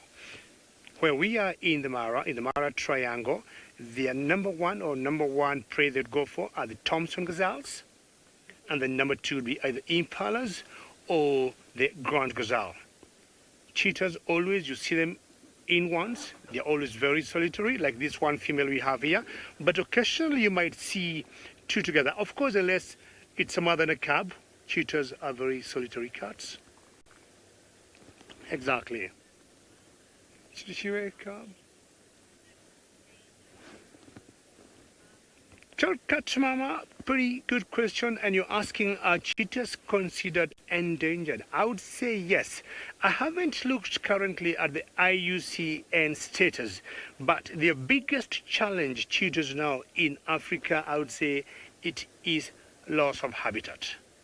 There's a big concern of us human beings trying to claim more land every time, more land.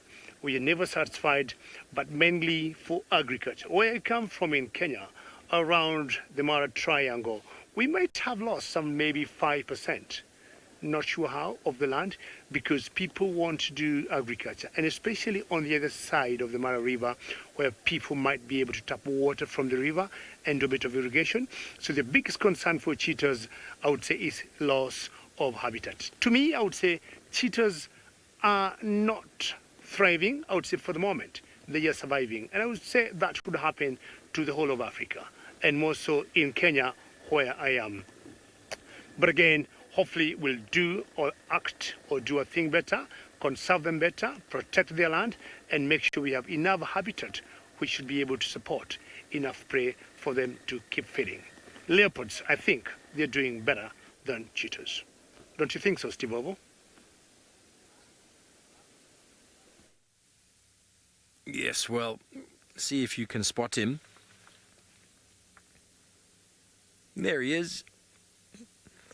He's lost interest in whatever it was that was around, and he's now lying down, still scanning the drainage, still scanning the area here. He's got a little bit of a vantage point, and you can see he's alert. His head is up, listening, smelling, trying to pick up on any movements. I mean, his normal strategy of hanging around the watering hole and waiting for animals to come down and lying in ambush works very, very well on a warm day. But when it's cool and overcast like this with some rain, the animals are able to get most of their moisture from the vegetation. They can almost lick it off, so that arduous journey to and from, or that deadly journey to and from a watering hole is not needed.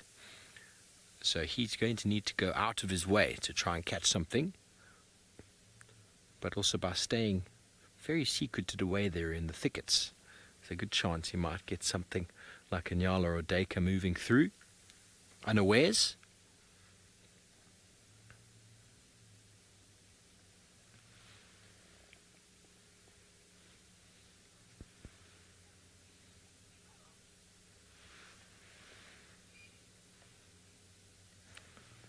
Sorry, Megs, I didn't catch that question. Just calling someone in here quickly.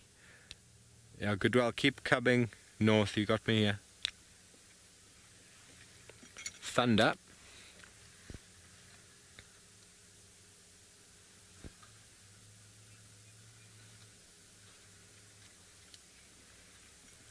Thunder, that's a very good question about leopards and cubs. The whole objective, or the idea behind leopards being quite sort of they kind of are quite promiscuous, but lions as well to that degree. When the cubs are born, it first requires an enormous amount of mating for them to fall pregnant. And that kind of leaves that window of doubt in the male's sort of mind. Like, is it mine? Is it not mine? And, there might be a different smell. There might be a smell to it. He might know the female. If he's mated with her before, then he'll think, well, maybe they're my cubs. But sometimes leopards can go through 2 or 3, 4 matings before actually falling pregnant. So it could be with 2 or 3 different males, or 2 different males. So it leaves that sort of doubt out there in the population. But it's really hard to say.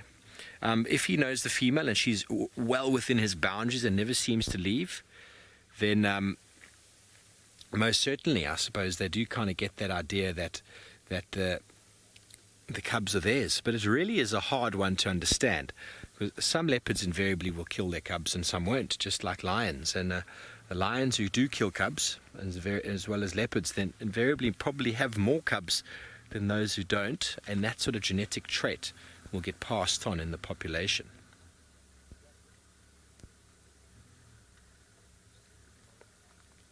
He's having a look.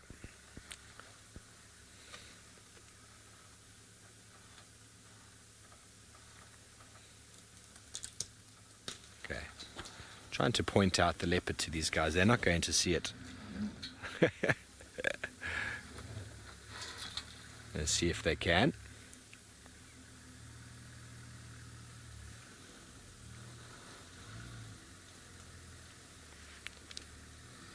Okay, they've got his visual. Here we go.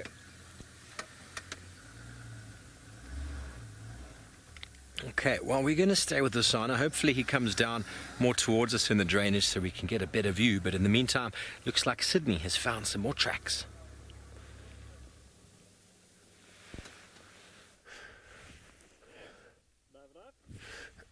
I have got a track here for a Thandi, and there's even small tracks showing that Thandi is not alone. Thandi is with Kalamba.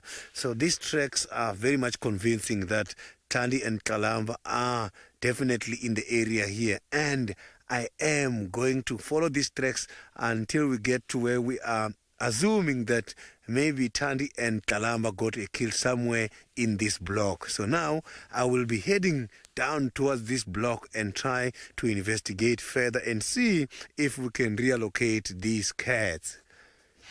So now let's go right down there and see if we can go in and follow these tracks and see if we can find these lovely cats.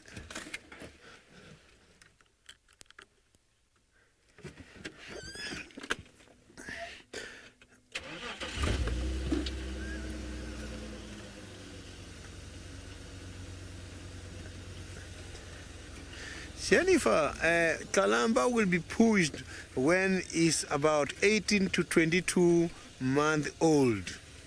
So that is when now is going to live.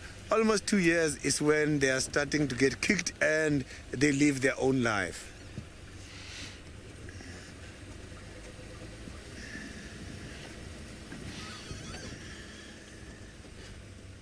So I'm going to have to be very much careful here in this area because the weather is so very much cloudy, which is making it difficult. These animals and the grass are matching today.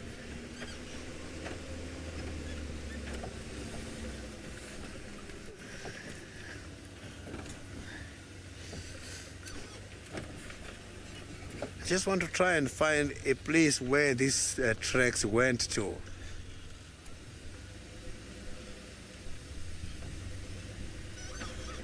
Kathy, after the rain is very much difficult sometimes to conduct trekking because the moisture stays much longer. Every trek looks new.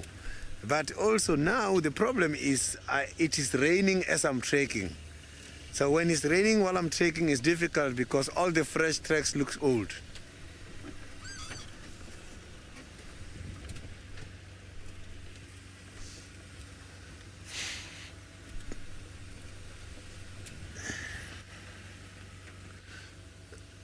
So let's go back to Maasai Mara. David is still sitting with the cheetah. Not too sure if the sighting is developing as the cheetah is looking shy. Well, cheetah hasn't woken up yet, and you're here and you're not going anywhere. We only have good news. It's cooling off, and to most cats, once the temperature starts going up, or going down, sorry, rather, that's when they always rise and start moving around and maybe making plans either to go for a hunt or to go for a drink.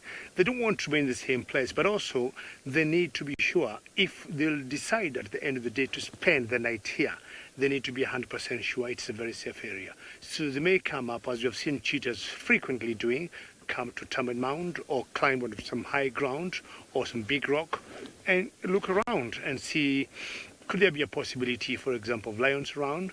Could there be a possibility of leopards around? If nothing like that will be, then they may choose to sleep here. But the grass here is rather high. I doubt she may want to stay there for the night, and she may choose to go to a little bit open place. If you look at that grass there, it's pretty high. And as I was saying before, you didn't guess there's a cheetah there.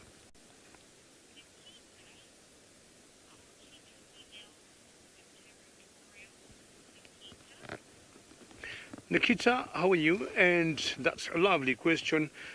Cheetah females territory? I would say no.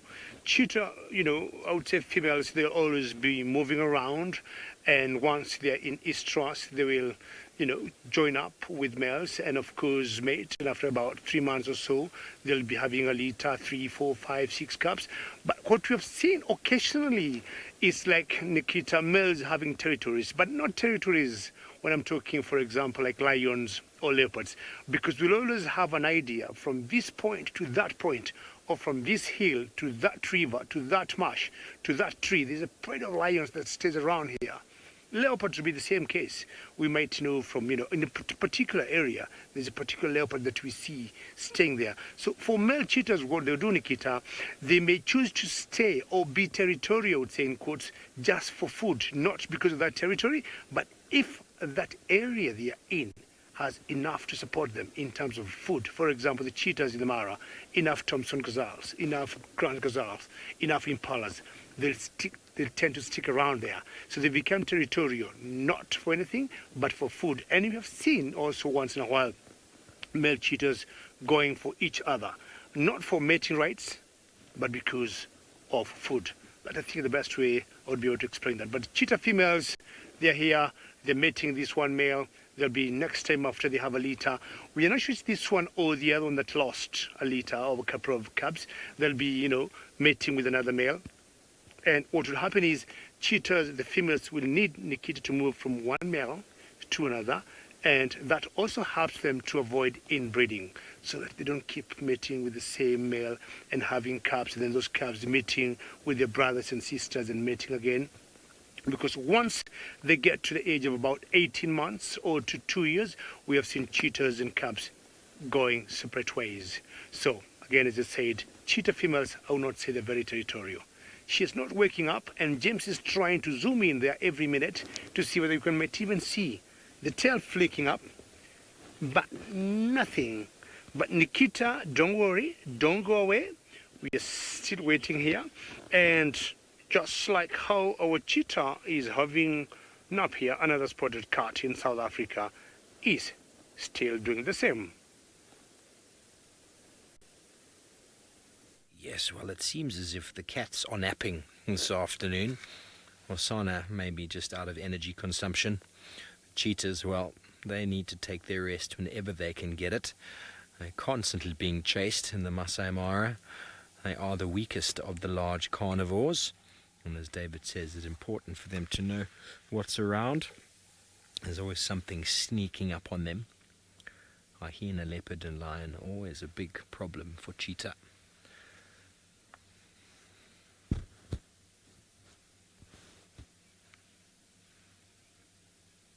Natsa, what a great question. The wild dog has probably got the best success rate in the predator sort of hierarchy. When we look at the African wildlife, that is, cheetah would probably be similar to that of a leopard. Very different hunting strategies, but cheetah and leopard, very low success. They're probably both around between 20 and 30%. A lot of that's got to do with experience, time of year, and prey availability. Whereas wild dog, they just chase animals into the ground. It doesn't really matter where they go. They will catch something. It's not often that they go hungry. So wild dogs as a predator in African parks is actually, and a lot of times, is deemed a little bit of a problem because they kill so many animals. But that's just because they require enormous space. There's not too many parks in South Africa that have got enough space for wild dogs.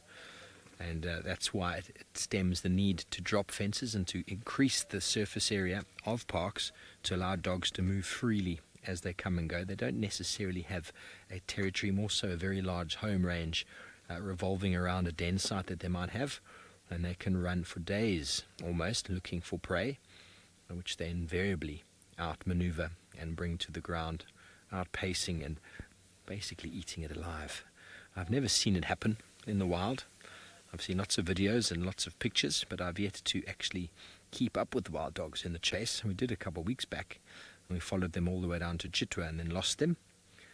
The pair that were moving, and then with James again just the other day. So we've had some interesting luck of late with wild dogs. But if they came into the scene, Hosana would no doubt go straight up a tree. He wouldn't want to incur the wrath of an angry dog. What have you spotted, young sir? I just love the intense stare that a leopard has when something gets its attention. I'm just going to have a little scan, have a look. I'm looking behind us. I don't see anything. There's some go-away birds shouting. Could still be one of the hyenas tracking him. They seem to constantly be tracking them down. So yeah, I think hyena have also got quite a good success rate when they are hunters, when they focus on hunting in the clans. The Maasai Mara, Jamie and her North clan seems to see plenty of kills. So we should never put the hyena out of the hunting spectrum, because we spent a lot of time with Tingana, who is constantly scavenging, so he gives the predators a bit of a bad name, but that's what all predators will do. They will steal and be opportunistic. But let's hopefully see if Sydney has managed to find any more fresh tracks of Tandi, because it'd be marvellous to find her this afternoon.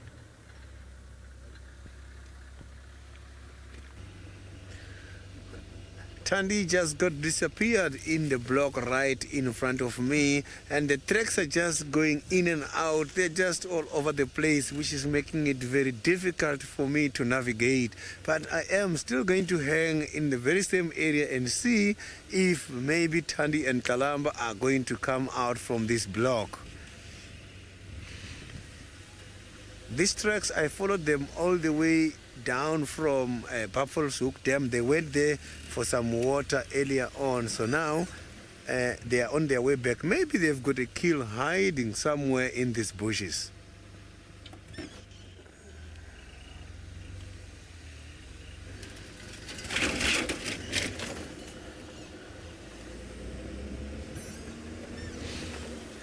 I haven't picked up any sign, no alarm call, nothing. It's just very quiet here.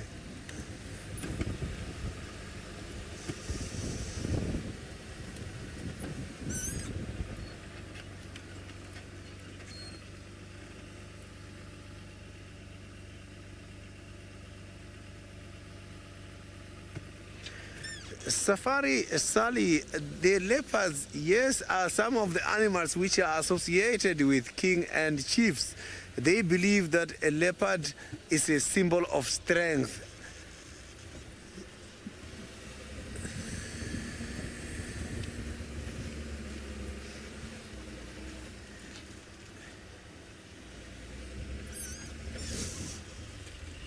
So here is where I'm hoping to pick up those tracks coming from the block, coming back to this road.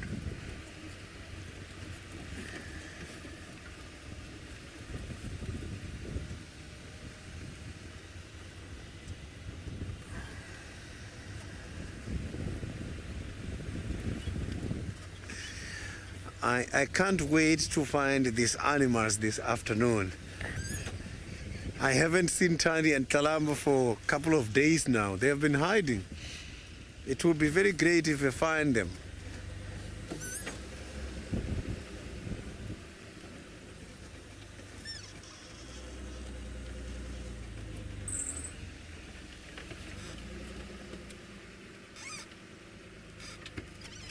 So here I just got some hyena tracks, and this hyena seems to be following Tandi and Kalamba, as it is the very same hyena which led me to Tandi and Kalamba's tracks when I started trekking from the dam.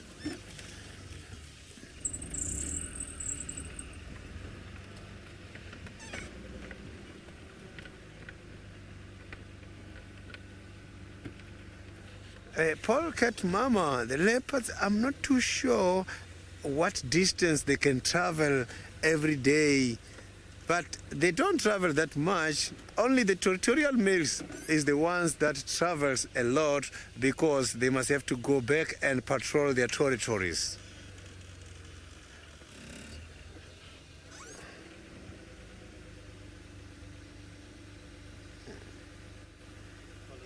Yes. Oh, yes. Find some of the birds there.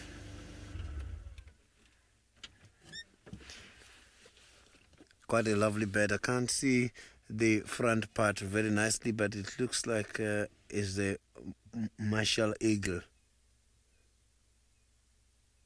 So the Marshall are big birds, as they can take down something like a steenbok. Might be an African hawk eagle. Is it? Not sure. No, African hawk eagle, I think. Yeah, because it's very much difficult to see from where I am, because I can just see those kind of spots. But looks like the juvenile Marshall eagle. Oh, it is the African hawk eagle.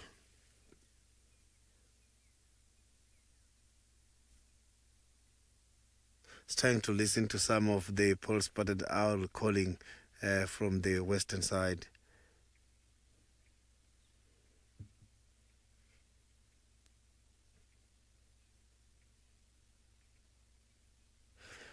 I'm just going to carry on and see if we can reallocate the tracks again.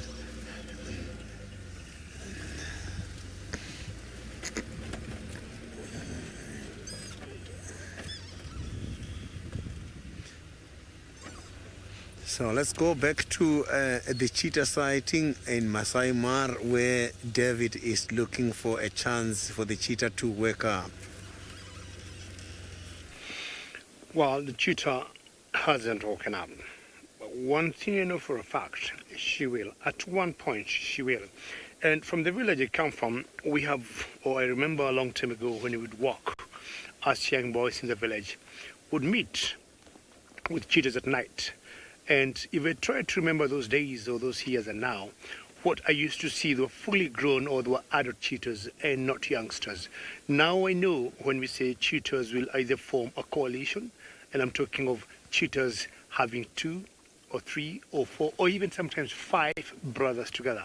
But it's very difficult to see like 2 sisters or 3 sisters staying together. They could be litter mates, but once they're fully grown and the mother like walks them through, they are mature, they are able to be independent, they can hunt on their own. I still keep going back to putting my eyes there just in case she wakes up, but she hasn't woken up. So I remember back those days in the village, what we used to see, I would like wonder, how do we see 4 or 5 cheetahs together? And just found out today those were males, but that's a long time ago. In this particular area, not far from where we are, we got 5 cheetahs that we call the musketeers, and they have always traveled like 5 brothers. And those 5 brothers now, like during the migration time that we got now, they can bring down even a fully grown zebra. They can bring down a fully grown wildebeest because, of course, of the numbers. Strong, big mouths, and they're able to easily subdue any fully grown, prey. You would imagine 5 cheetahs going for like a Thompson gazelle. That would be a joke. So most of the times you've seen them either going for a wildebeest or a zebra, or sometimes they've even gone for toppies. Fully, big praise. So the small ones, you'd see like this female here who's not waking up, either going for one. Do you see a flick, James, of the tail there? I don't know if there's a flick of a tail. Let's find out. Not really. What I saw was a movement of the grass. It's so still now, and there's not any wind picking up.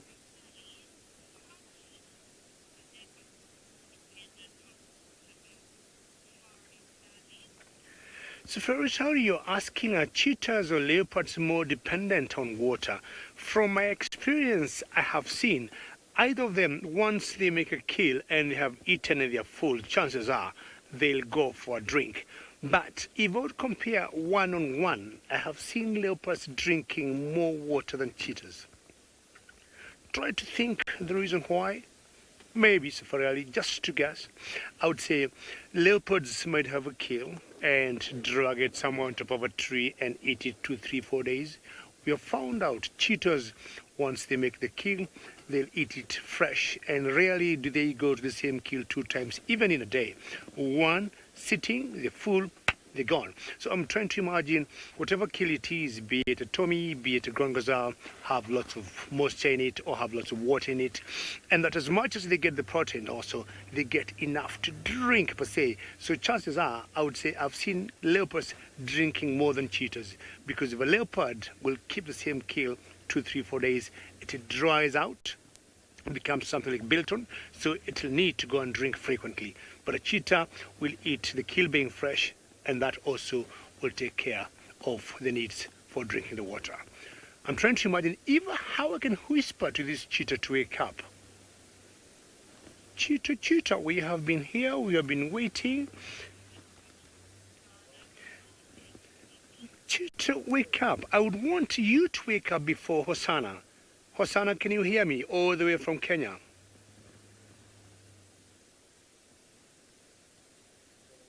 He can, David. He's looking directly north. He's going, I can hear you, David. I can hear you. He's even flicking his ears for you, sir. What a beautiful cat. I know I say that a lot, but he is an absolutely beautiful specimen, and he is filling out. He's definitely thickened up a bit. He's still got some way to go till he fits into the shoes of his father.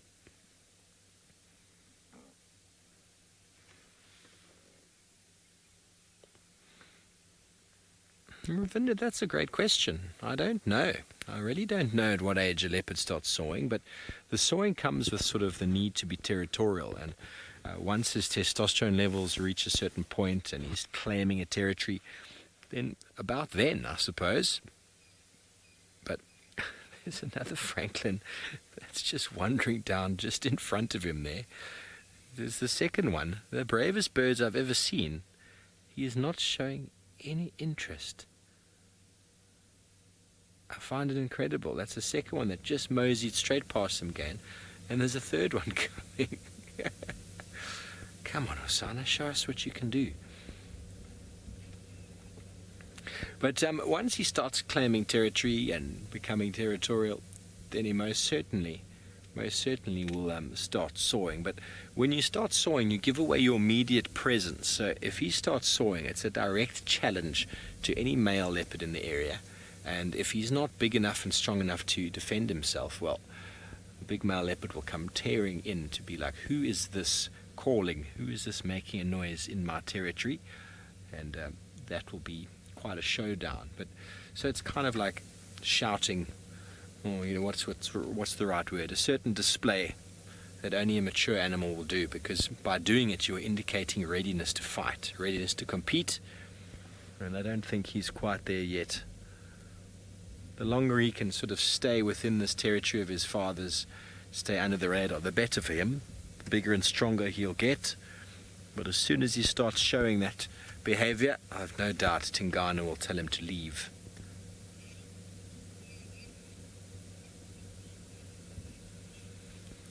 Hello, April, new viewer. Well, I'm going to demonstrate, but a leopard does a territorial call that sounds just like a plank of wood being sawed by a bow saw. So just have a little listen. I'm going to demonstrate it in my mic over here. Kind of like that, but a bit louder. And it's indicative of leopards, male and female leopard both saw. There's a different sort of frequency to both of them, and length. Males are a bit shorter, a bit louder than females. And I believe jaguars have a very similar call. I'm not sure, I've never heard a jaguar. But leopards, like tigers and lions and jaguars, all fall under the Panthera family, and that is because they've got a specialized organ in their chest, kind of like cartilage and ligaments around their lungs and their rib cages that allow them to, when they make that noise, allows it to be like a vocal box sort of extension, sort of like a huge amplifier of sound, and it is characteristic of the Panthera genus. Lions obviously roar. Tigers, I'm not actually quite sure what they do, but they make some form of of a roaring sound. I've never heard one. And jaguar, I believe, are quite similar to leopards in their calling. And it's all about territory, and it's all about advertising themselves. And if you are strong and willing to compete and willing to mate, then invariably you are calling and announcing yourself. I hope that answers your question, April. When we find the Duke, the dominant Duke of Juma, we sometimes get him calling. It is quite a remarkable thing to experience. They'll put their head quite low to the ground to sort of increase the sort of the acoustic sound of it, and they often do it on the move. And it has got quite a nice carry to it, but it's nowhere near as loud as that of lions. But then lions' territory and leopards' territory are very different in size. And invariably, you can actually find 2 or 3 leopards within a male leopard's territory. And Sydney can tell you more. He's busy searching for a famous leopardess.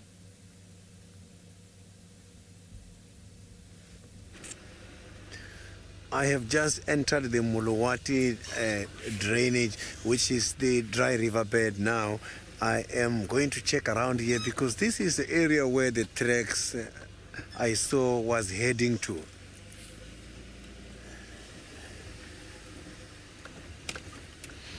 So I'm just going to look up on these trees, as it seems like they've got a kill somewhere here. I haven't seen them for a while, but if they went all the way down to the waterhole and come back to the same area, it means they have got something to hide. And that is what I'm trying to investigate now.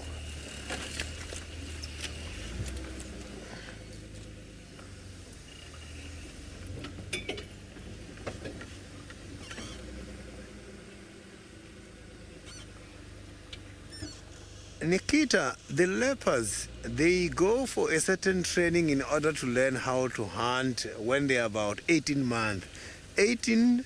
Over 18 months, they know what to do. That is when they can be able to take down a prey by themselves.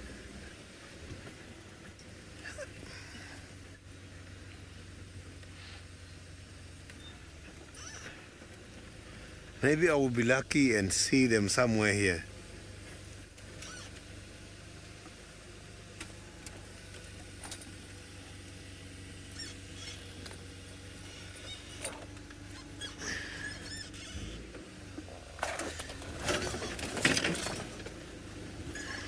So I'm just going to check this dry riverbed and see if we can find these beautiful 2 cats here.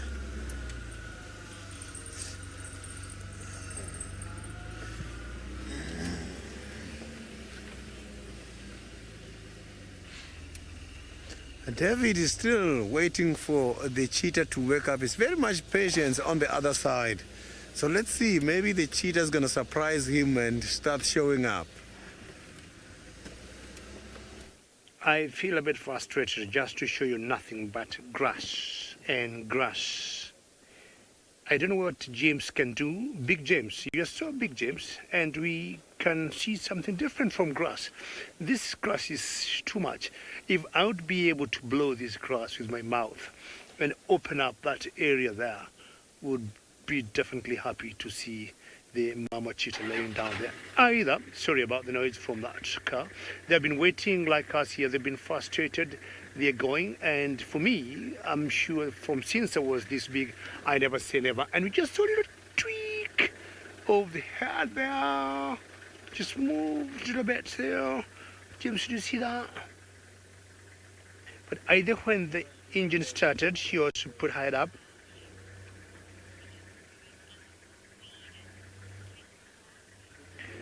King Kamash, that is an interesting question, and you're asking what colors do the animals see in? And it depends on what animals you're talking about. You know, in all animals, including human beings, we have what we call cones and rods. And I would say for the cats, they tend to see blue very well and green.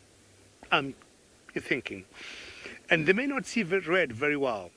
And bigger animals, I would say, they might see dark and light shades, especially at night. And I'm talking about, say, rhinos or elephants or buffaloes.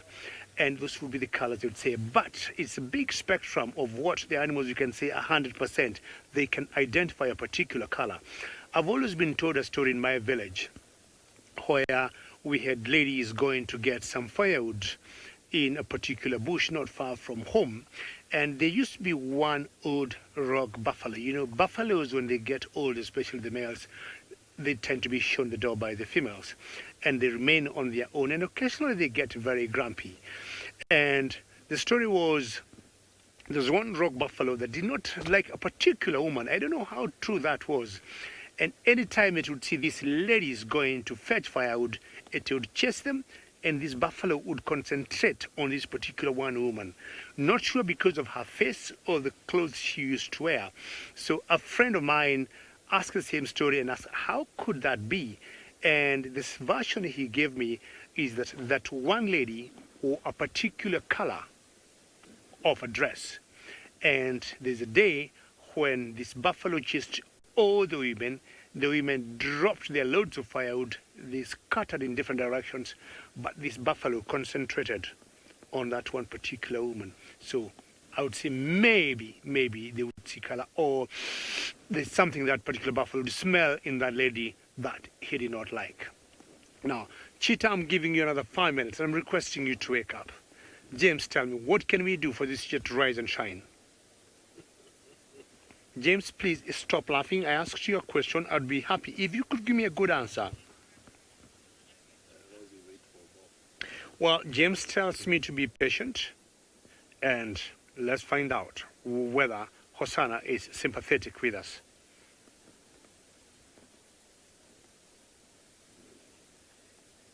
Of course he's sympathetic, although he is busy with his own observations. His head is up once again in the opposite direction. He's listening for anything that might be moving around. There's the leopard's domain and the pole of the roof. Apologies for that. I'm just guiding another vehicle into the sighting, so in a moment, excuse me if I do speak again on the radio. The little chief has got his fans.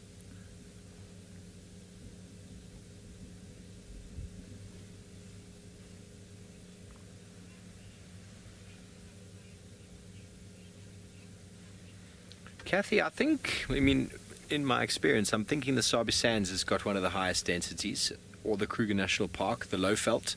But we see an enormous amount of them in the Sabi Sands due to the fact that they've been quite well relaxed and habituated for a very long time. So if you want to see leopards on safari, the Sabi Sands, there are many, many different lodges. It is the place to go. The Kruger Park itself and the Lowveld, they're all over the place, but if they encounter lots of people, or there's, what's he got? Where are you going, young chief? He's having a stretch now. If there's all sorts of interaction with people and agriculture, well, they're a lot more scarce. But ecotourism, as what happens out here, makes the leopard far more relaxed. Oh well, we're going to have to try and keep up with him now. He's gone over the edge, hasn't he, Ravi? This is going to be interesting. He's gone exactly where we were hoping he wasn't going to go. But that is the way it works out here. This is the way it works. These animals are not tame animals, they are wild. Okay, well, we try and see where exactly he's going to go. Let's go back up to Sydney and see if he's got an update on Tundi's tracks.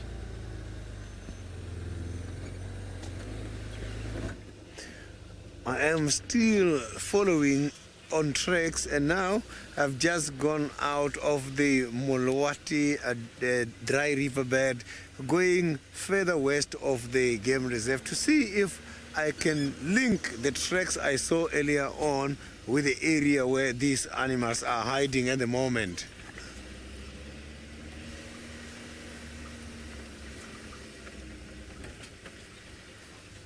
Trekking is never easy this afternoon.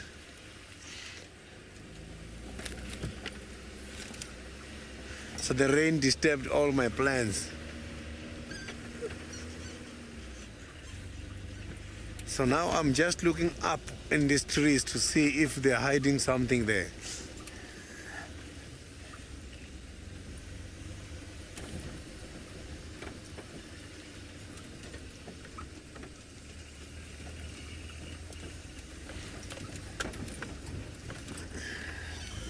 So I'm back again on the road, and I want to try and reallocate the tracks again and see.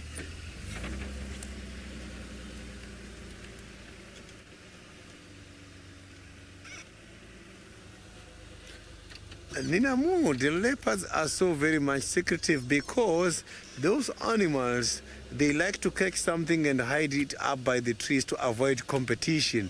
On the ground, they don't want to ground the food, otherwise other animals will come and deprive their food. That is why they prefer to hide up by the trees.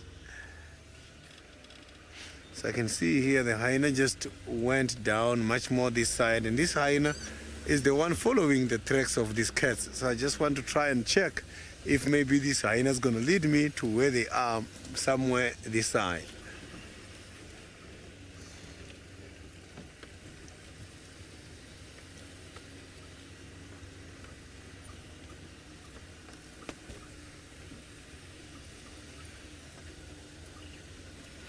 So let's see, maybe the sighting of the cheetah is developing with David. He is still there waiting.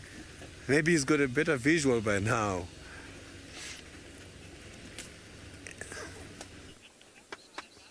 Well, I think we're winning. Finally, we got the head. Our patience has paid. It has been a game of waiting, and I think at the end of the day now, it's paying.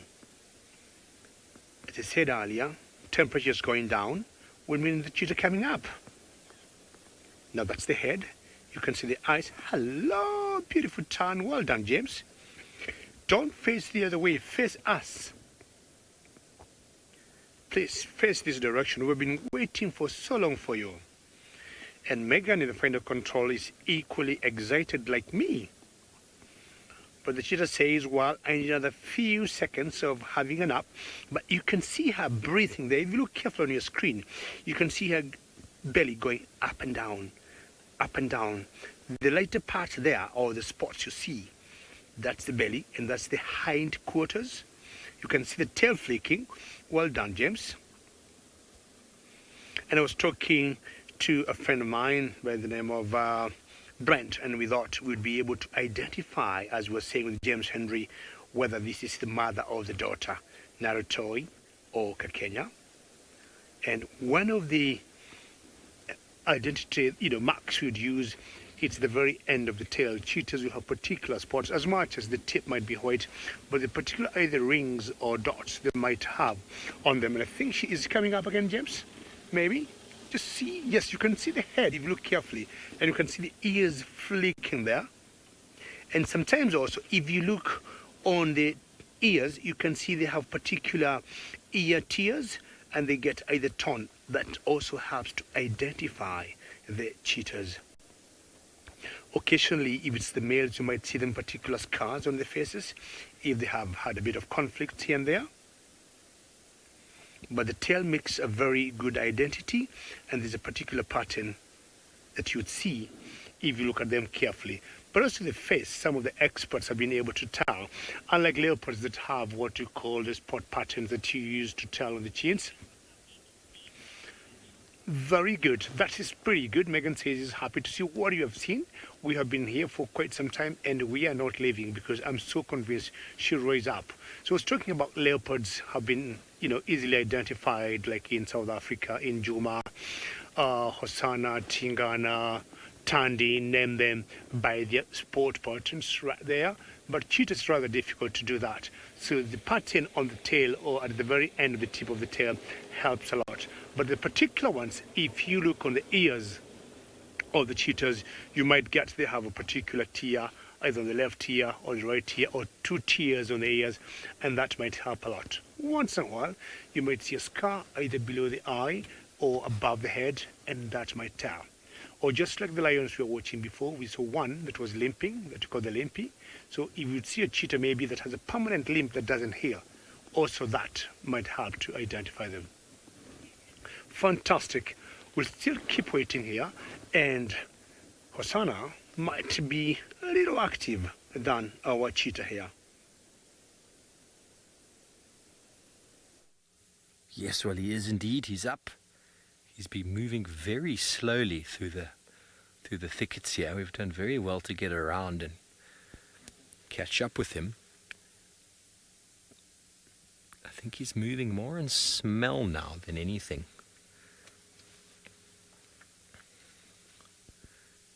We've done a really good job to get where we are, and now he's going to go back out.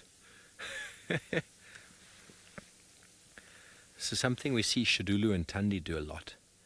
They move through an area, then they can tell that there's a fresh sort of activity there of a duiker or something.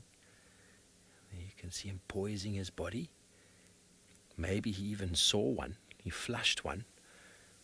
And then the objective or the strategy those animals have is the freeze and flight. They run a short distance and then they stand very still. Maybe that's what he spotted. We didn't see. He moved into the drainage with a little bit of a very slow, sort of deliberate stalking motion.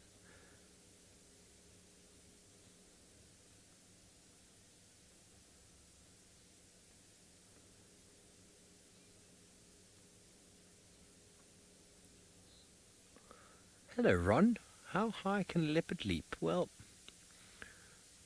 they generally climb up a tree, so they use their claws. So they can jump probably 6 foot or so, I'd say, from a jumping start. But that's a guess. I've never seen a leopard on a standing start just jump in the air. I've seen footage of them catching impala, that launching over their head. But invariably, in going up a tree, getting a meter to 6 feet off the ground is a very good start to elevate them up. Something just dashed off to the right. I don't know if you saw that, Davy. I saw something out the corner of my eye dash. A very tricky spot to get into now. Wonderful camera work there, Dave. Keeping with him. I can still see his ears there. Yeah, there he is.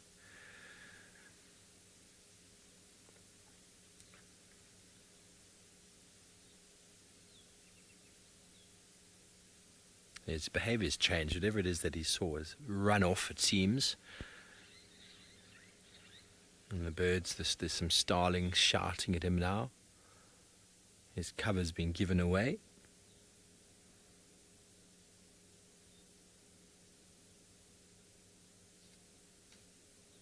Try another tact, will he? Here we go. Good boy. He's going to come all the way back down and say, okay, you probably can't follow me through here, so let me come back down that side, because I just love this guy. Maybe he's trying to pick up on fresh scent trail of whatever it was again.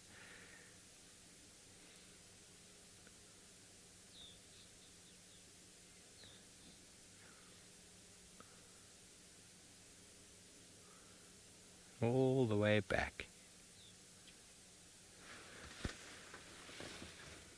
There he is. You're a magnificent specimen.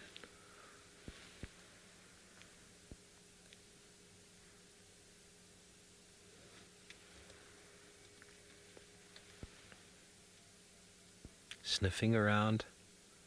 What has he smelt? Is he interested in a prey animal? Has there been a leopard here or a hyena that he's interested in? He's going to have a toilet stop right there, is he? No, he thought about it. Okay, well, he's right behind the car again. Sorry about that. Now he's digging. There we go. Now he's going to. Okay, well, while we try and reposition, let's go back up to Sydney and see what he's up to.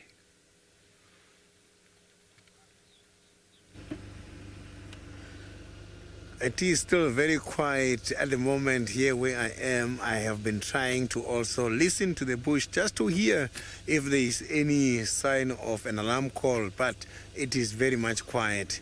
I haven't picked up any of the alarm calls at the moment, because now where I am, the grass is too much. It's difficult to track at the moment, so I was just checking some of the trees here just to see if maybe they are up in a tree.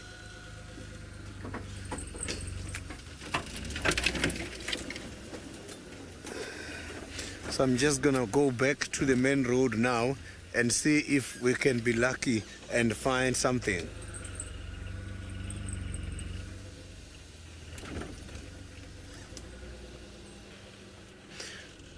hyenas can hurt leopards. Hyenas, when they come for the food, they come, and hyena is way much stronger than leopards. So those animals can hurt leopards because they walk as a group. So it's easy for them to fight as a group against a leopard.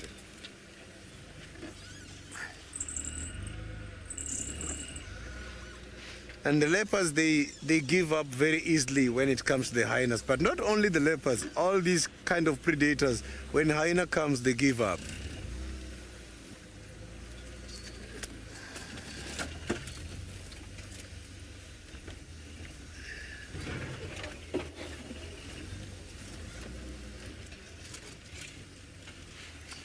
So I'm trying to check everywhere up on these trees, but I can see that it is very much quiet. Did you hear something? But I heard a hyena. Oh, I think Feg, my camera operator, heard something. Yes, yes. We can hear a hyena now giving a call. So what I'm going to do now is to try and get to where those hyenas are calling from. Maybe that is going to lead us to something. It's not very far away from where we are at the moment.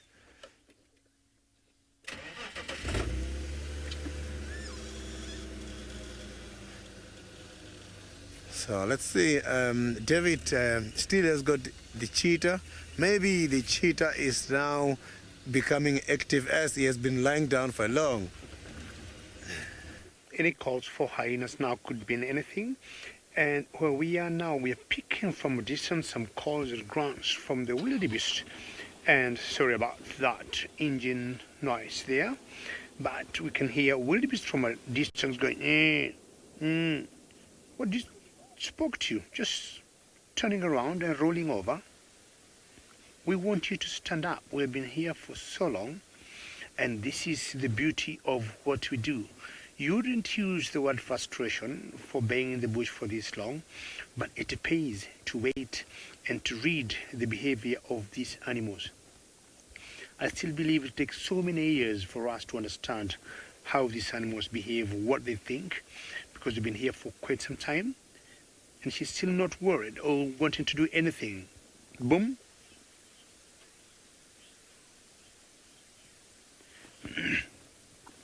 Minamu, how have you been, and what nice to hear your name. And your question is, do cheetah coalition males mate with the same female? What I have seen out in the bush a couple of years now is when it comes to mate, even if there'll be 5 of them, one of them will pick the female, and they tend to go or to drift on the side, and the other 4 will remain together, but not very far from each other. But I haven't seen, for example, in lions or lionesses, where one female would mate with 2, 3 different males at the same time or separately before she conceives. But for cheetahs, I've seen it'll be one female cheetah, one male cheetah, and they'll mate, she conceives, and boom, they go separate ways, and then the male will rejoin the brothers. Fine. All right, you never know. We hear something could be happening interesting with Hosanna. Yes, well, he's spotted something again, and I'm terribly sorry about the pole. He is inching forward. We cannot see what he sees. Here we go, there's a scrubhead just in front of him. He has no idea he's there. Let's see if he's got the patience. The scrubhead's moving towards him.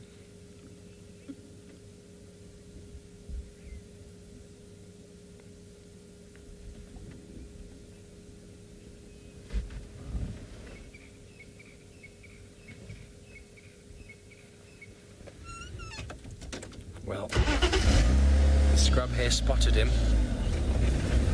That was very close.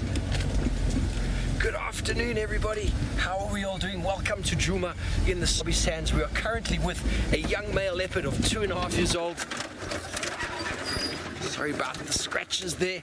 And he just tried to catch a scrub hare. We had him in shot for a moment and he's now disappeared from view. We're trying to get him again. Please drop your questions and comments below. My name is Steve and joined on camera by David. Where have you gone? He just tried to catch a scrub hare and has since disappeared. Here he is, Dave.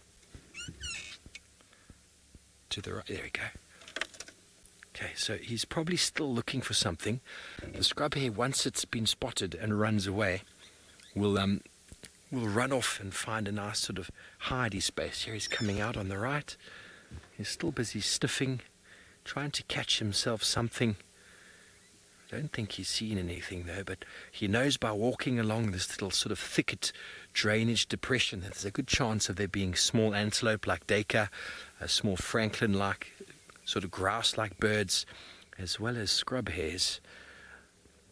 All of them will go down as a nice little meal for him.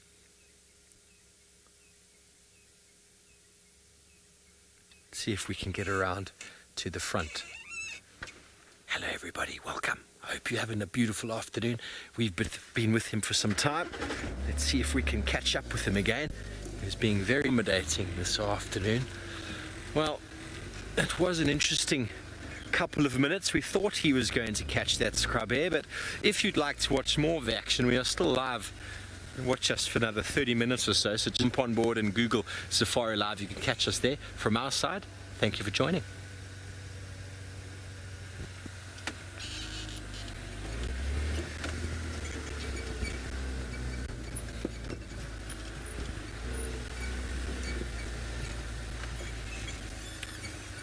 Okay, well, we're going to keep with Osana and see what he gets up to. And in the meantime, let's go see how Skip's tracks.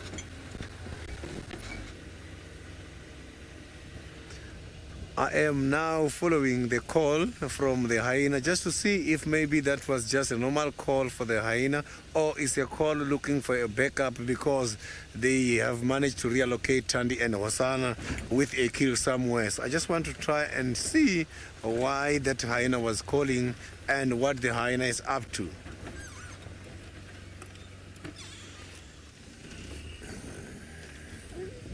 I still have not yet relocated the tracks, but the call was coming from this direction.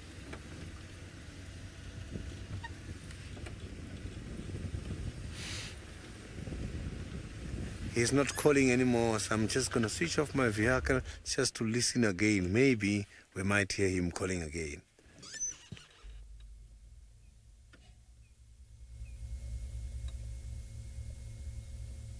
Very, very quiet. He's not making any calls. So let's carry on and see. Maybe we're going to be lucky again and hear him.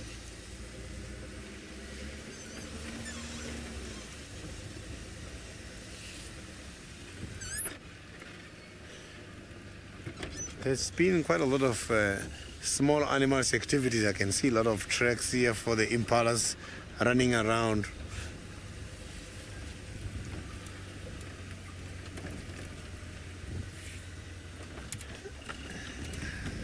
But no Tandy and Kalamba tracks at the moment.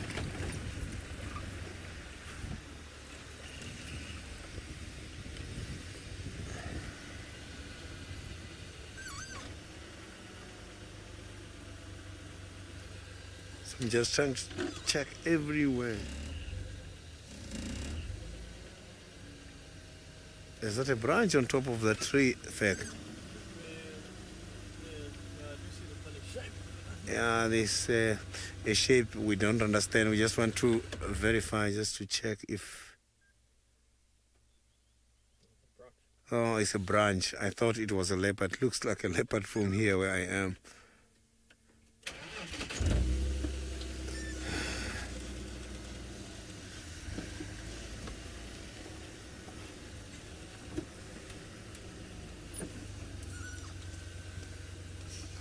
Hosanna is on the move. Let's see. Steve is following Hosanna at the moment. Yes, we're trying to. We just spotted a duiker that we think he might have seen. I don't know if he's torn across the track line to go get it. very hard to see from where we are right now. We do have another vehicle in the sighting with us, just joined us now, so they'll be able to update us if... Sure, we're back on the road. Just down here, it's the same as...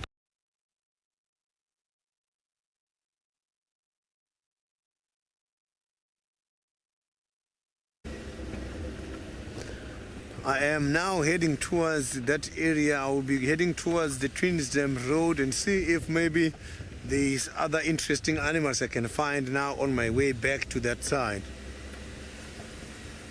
So the tracks for the hyenas and the tracks for Tandi and Kalamba is quite very difficult to see them at the moment.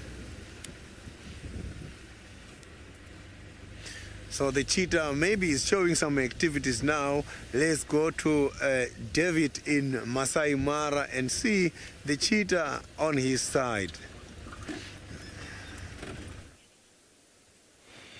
We are getting very close there. We are getting very close there. Now the head has remained up for the last 5 minutes.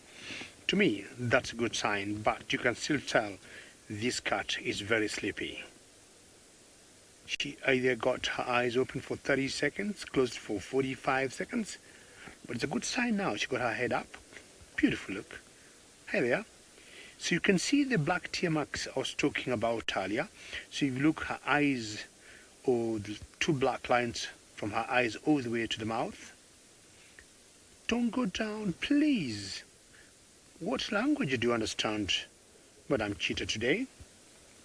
And then talking of those 2 black lines is what tells the difference or separates cheetahs from leopards. Otherwise, sometimes when you see them in the field from a distance, you can easily confuse or mix them up. And I'm sure she will still wake up. I am not going anywhere, James, and we just need to be patient. Sometimes patience in the bush pays a lot, and when you sit and wait, time comes for whoever you're waiting for to move, because she will not be there forever. And I think the temperature is not pretty good. And I'm sure we all know when cheetahs go for a hunt, people always wonder why cheetahs give a chase and at one point stop when they are so close to getting their prey. The reason being, when cheetahs stalk and then they go and they chase the prey, at one point when they are so close they stop, because the temperatures, unlike for lions, leopards that go up like this, for cheetahs it's more of that.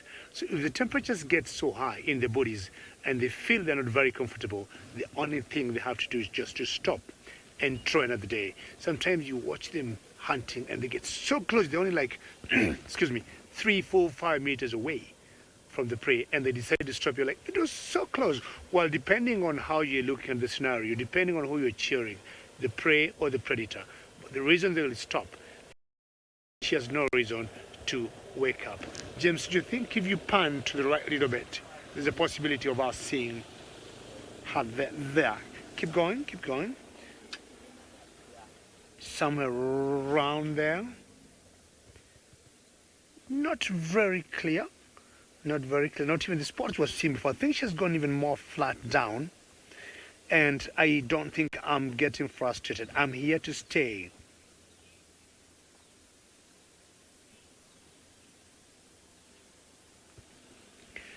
Haron, how are you today? And very exciting to have you on board for the first time. And being a new viewer, please remember we are always broadcasting 2 times in a day, live in the morning and in the afternoon. And always make sure you join us for us to bring you these wonderful sightings. And you're asking, are we not afraid of these animals? And I tell you, Haron, one thing, we have learned these animals. We have seen them, or we have lived them for many years. So the thing is, you give them their space, all works good. We remain in the cars. We know their behavior. We can read what you call trigger signs. When you feel an animal, be it an elephant or a cheetah that we're trying to watch here, it's becoming uncomfortable, we'll always pull back. But so long as you stay in the car, they're habituated to us as good people. Then they might see big Land Rover smelling fumes, diesel, not something they may want to get into close to. But once in a while, when it's too hot, for example, and you bump into lions hunting and they're eating or they made the kill in an open space, we have seen sometimes the lions either trying to drag the kill towards the shadow of the car, and they'll come eat so close to the car. We'll always remain there. We do not move, and they have found out we are good friends. So basically, Harun, what I'm saying, the animals will respect us, and we respect them, and nothing goes wrong. So thank you, Harun, for joining us. Thank you for being a new viewer. Keep watching us. In East Africa time, we are always out 6:30 in the morning to about 8:30 every day, and in the afternoon, 1600 hours up to 1900 hours. So it's always be good.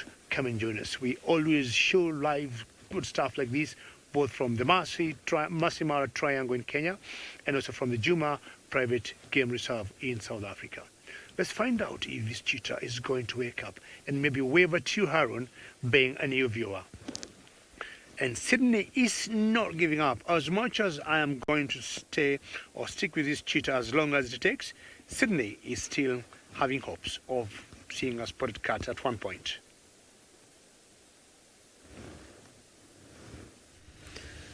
I am not going to give up now. I am on Twinsdale Road now, where those tracks were heading to. I managed to relocate the hyena tracks again.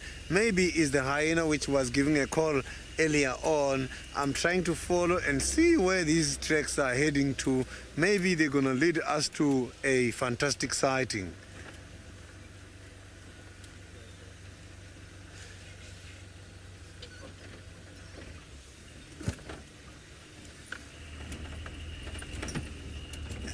Nina Mo, the hyenas, they are nocturnals, which means they are active during the night. During the day is when the hyenas are sleeping by their dens, so they don't make noise during the day. But sometimes early in the morning you can hear them. I have heard them before.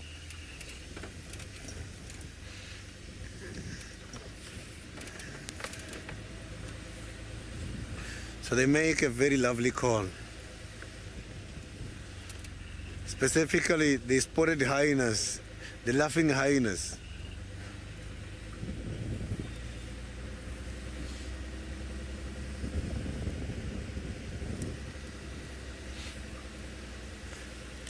So my last hope is here on Twinsdale Road.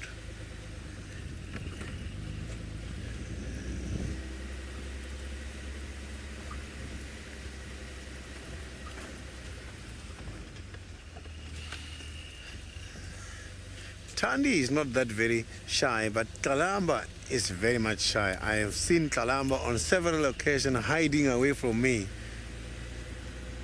She's still very young. She's still preferring hide and seek.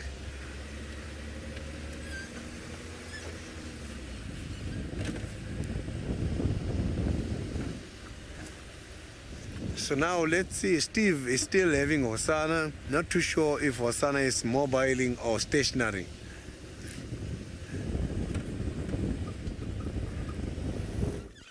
Yes, well, we're going to have to go to the FLIR camera to be able to see him.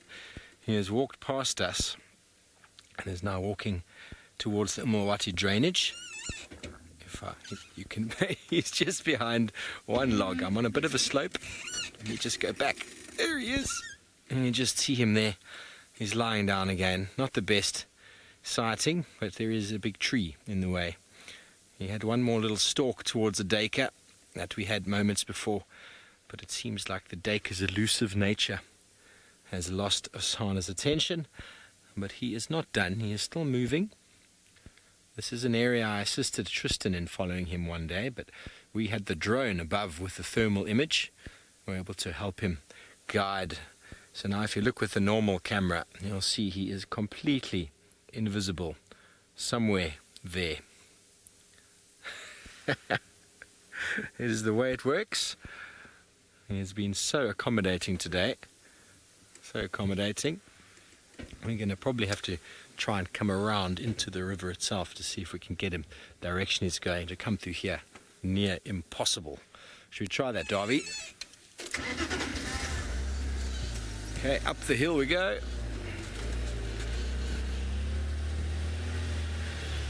Should try in here maybe. See if you can just see him through there.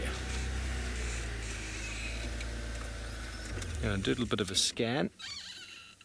There he is. We can see him with the thermal camera, but we can't see him with the infrared camera. Or can we? No. There, see how amazing it is having this technology. How we're able to see a leopard there in the darkness. I remember when I first spent time with these infrareds, I thought, wow, how amazing is that? But from a distance, they're not that useful. But there, Hosanna sitting 40 odd meters in the thickets, lying down, is completely obvious to the heat sensing camera, the FLIR. And so would any prey animals that he might be seeing. We'd probably see on the thermal as well. I don't think we're going to get in here. This is a very inaccessible sort of area. I just shine now. It's a complete thicket in there, so as you can see with the normal camera, the infrared, he's in there. To the left of that branch. Somewhere there. There we go. I can see him now. You can just make out his ear and his mouth behind that bush there. But anyway, there we go. We got the spots. But anyway, let's go all the way back up to the Mara, where David has probably got some spots in a much better view than we have.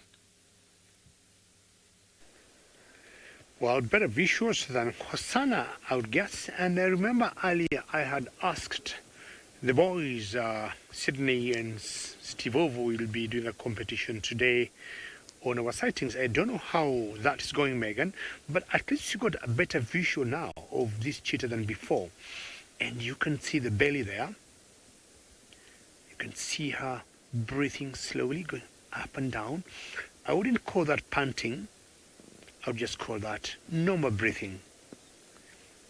I don't know what's normal breathing. If I was a veterinary doctor, whether I'd say she's healthy, but from what I see, good yawn, good roll. But please, Madame Cheetah, stand up. Yeah, we can see you are close, shaking your head. I'm not surprised if any 1 minute now you stand up. You have kept us waiting, which I enjoy, and that gives me lots of pleasure and big passion just to be out in the bush, being very patient. Very good job there, James. See all that breathing now. He's facing away from us now. And from the look of that belly, to me she looks very well fed. She doesn't look hungry at all. And as night, as cheetah will always hunt during the day, if anything she would have hunted earlier, or she might have tried maybe and failed.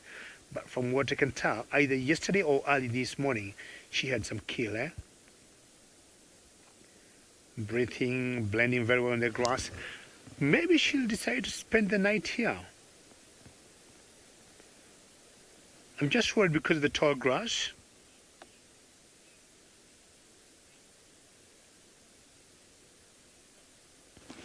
PlayStation, you're asking, do cheetahs ever race each other for dominance? It really happens. It really happens. We haven't seen cheetahs going for each other. And even in the males, the cats that we have gone, or we have seen going each for each other, are the lions. I'm talking about leopards. Lions, leopards have always been known to go for each other for dominance. And of course, for two reasons, they'll go for each other. Number one, mating rights. That's always the big thing why male lions will tend to go for each other. But occasionally also, they go for each other for food. Depending on the amount of prey that is available, they might go for each other. This cheetah now, we're just watching the belly. She puts her head up, then she goes down again.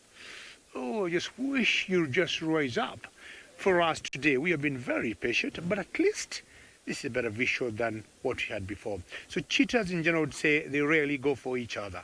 Males, as I said earlier, they might go for each other just because of food that is available. I haven't seen cheetah males fighting because of breeding rights. It's mainly because of food. Females always easy with each other, and unless they're mating, we have seen once in a while a daughter, touching base with the mother once in a while, then they go separate ways.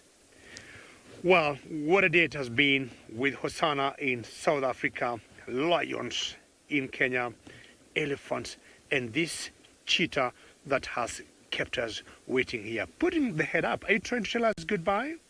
But I would want to thank all of you viewers. We have lots of joy to have you watching.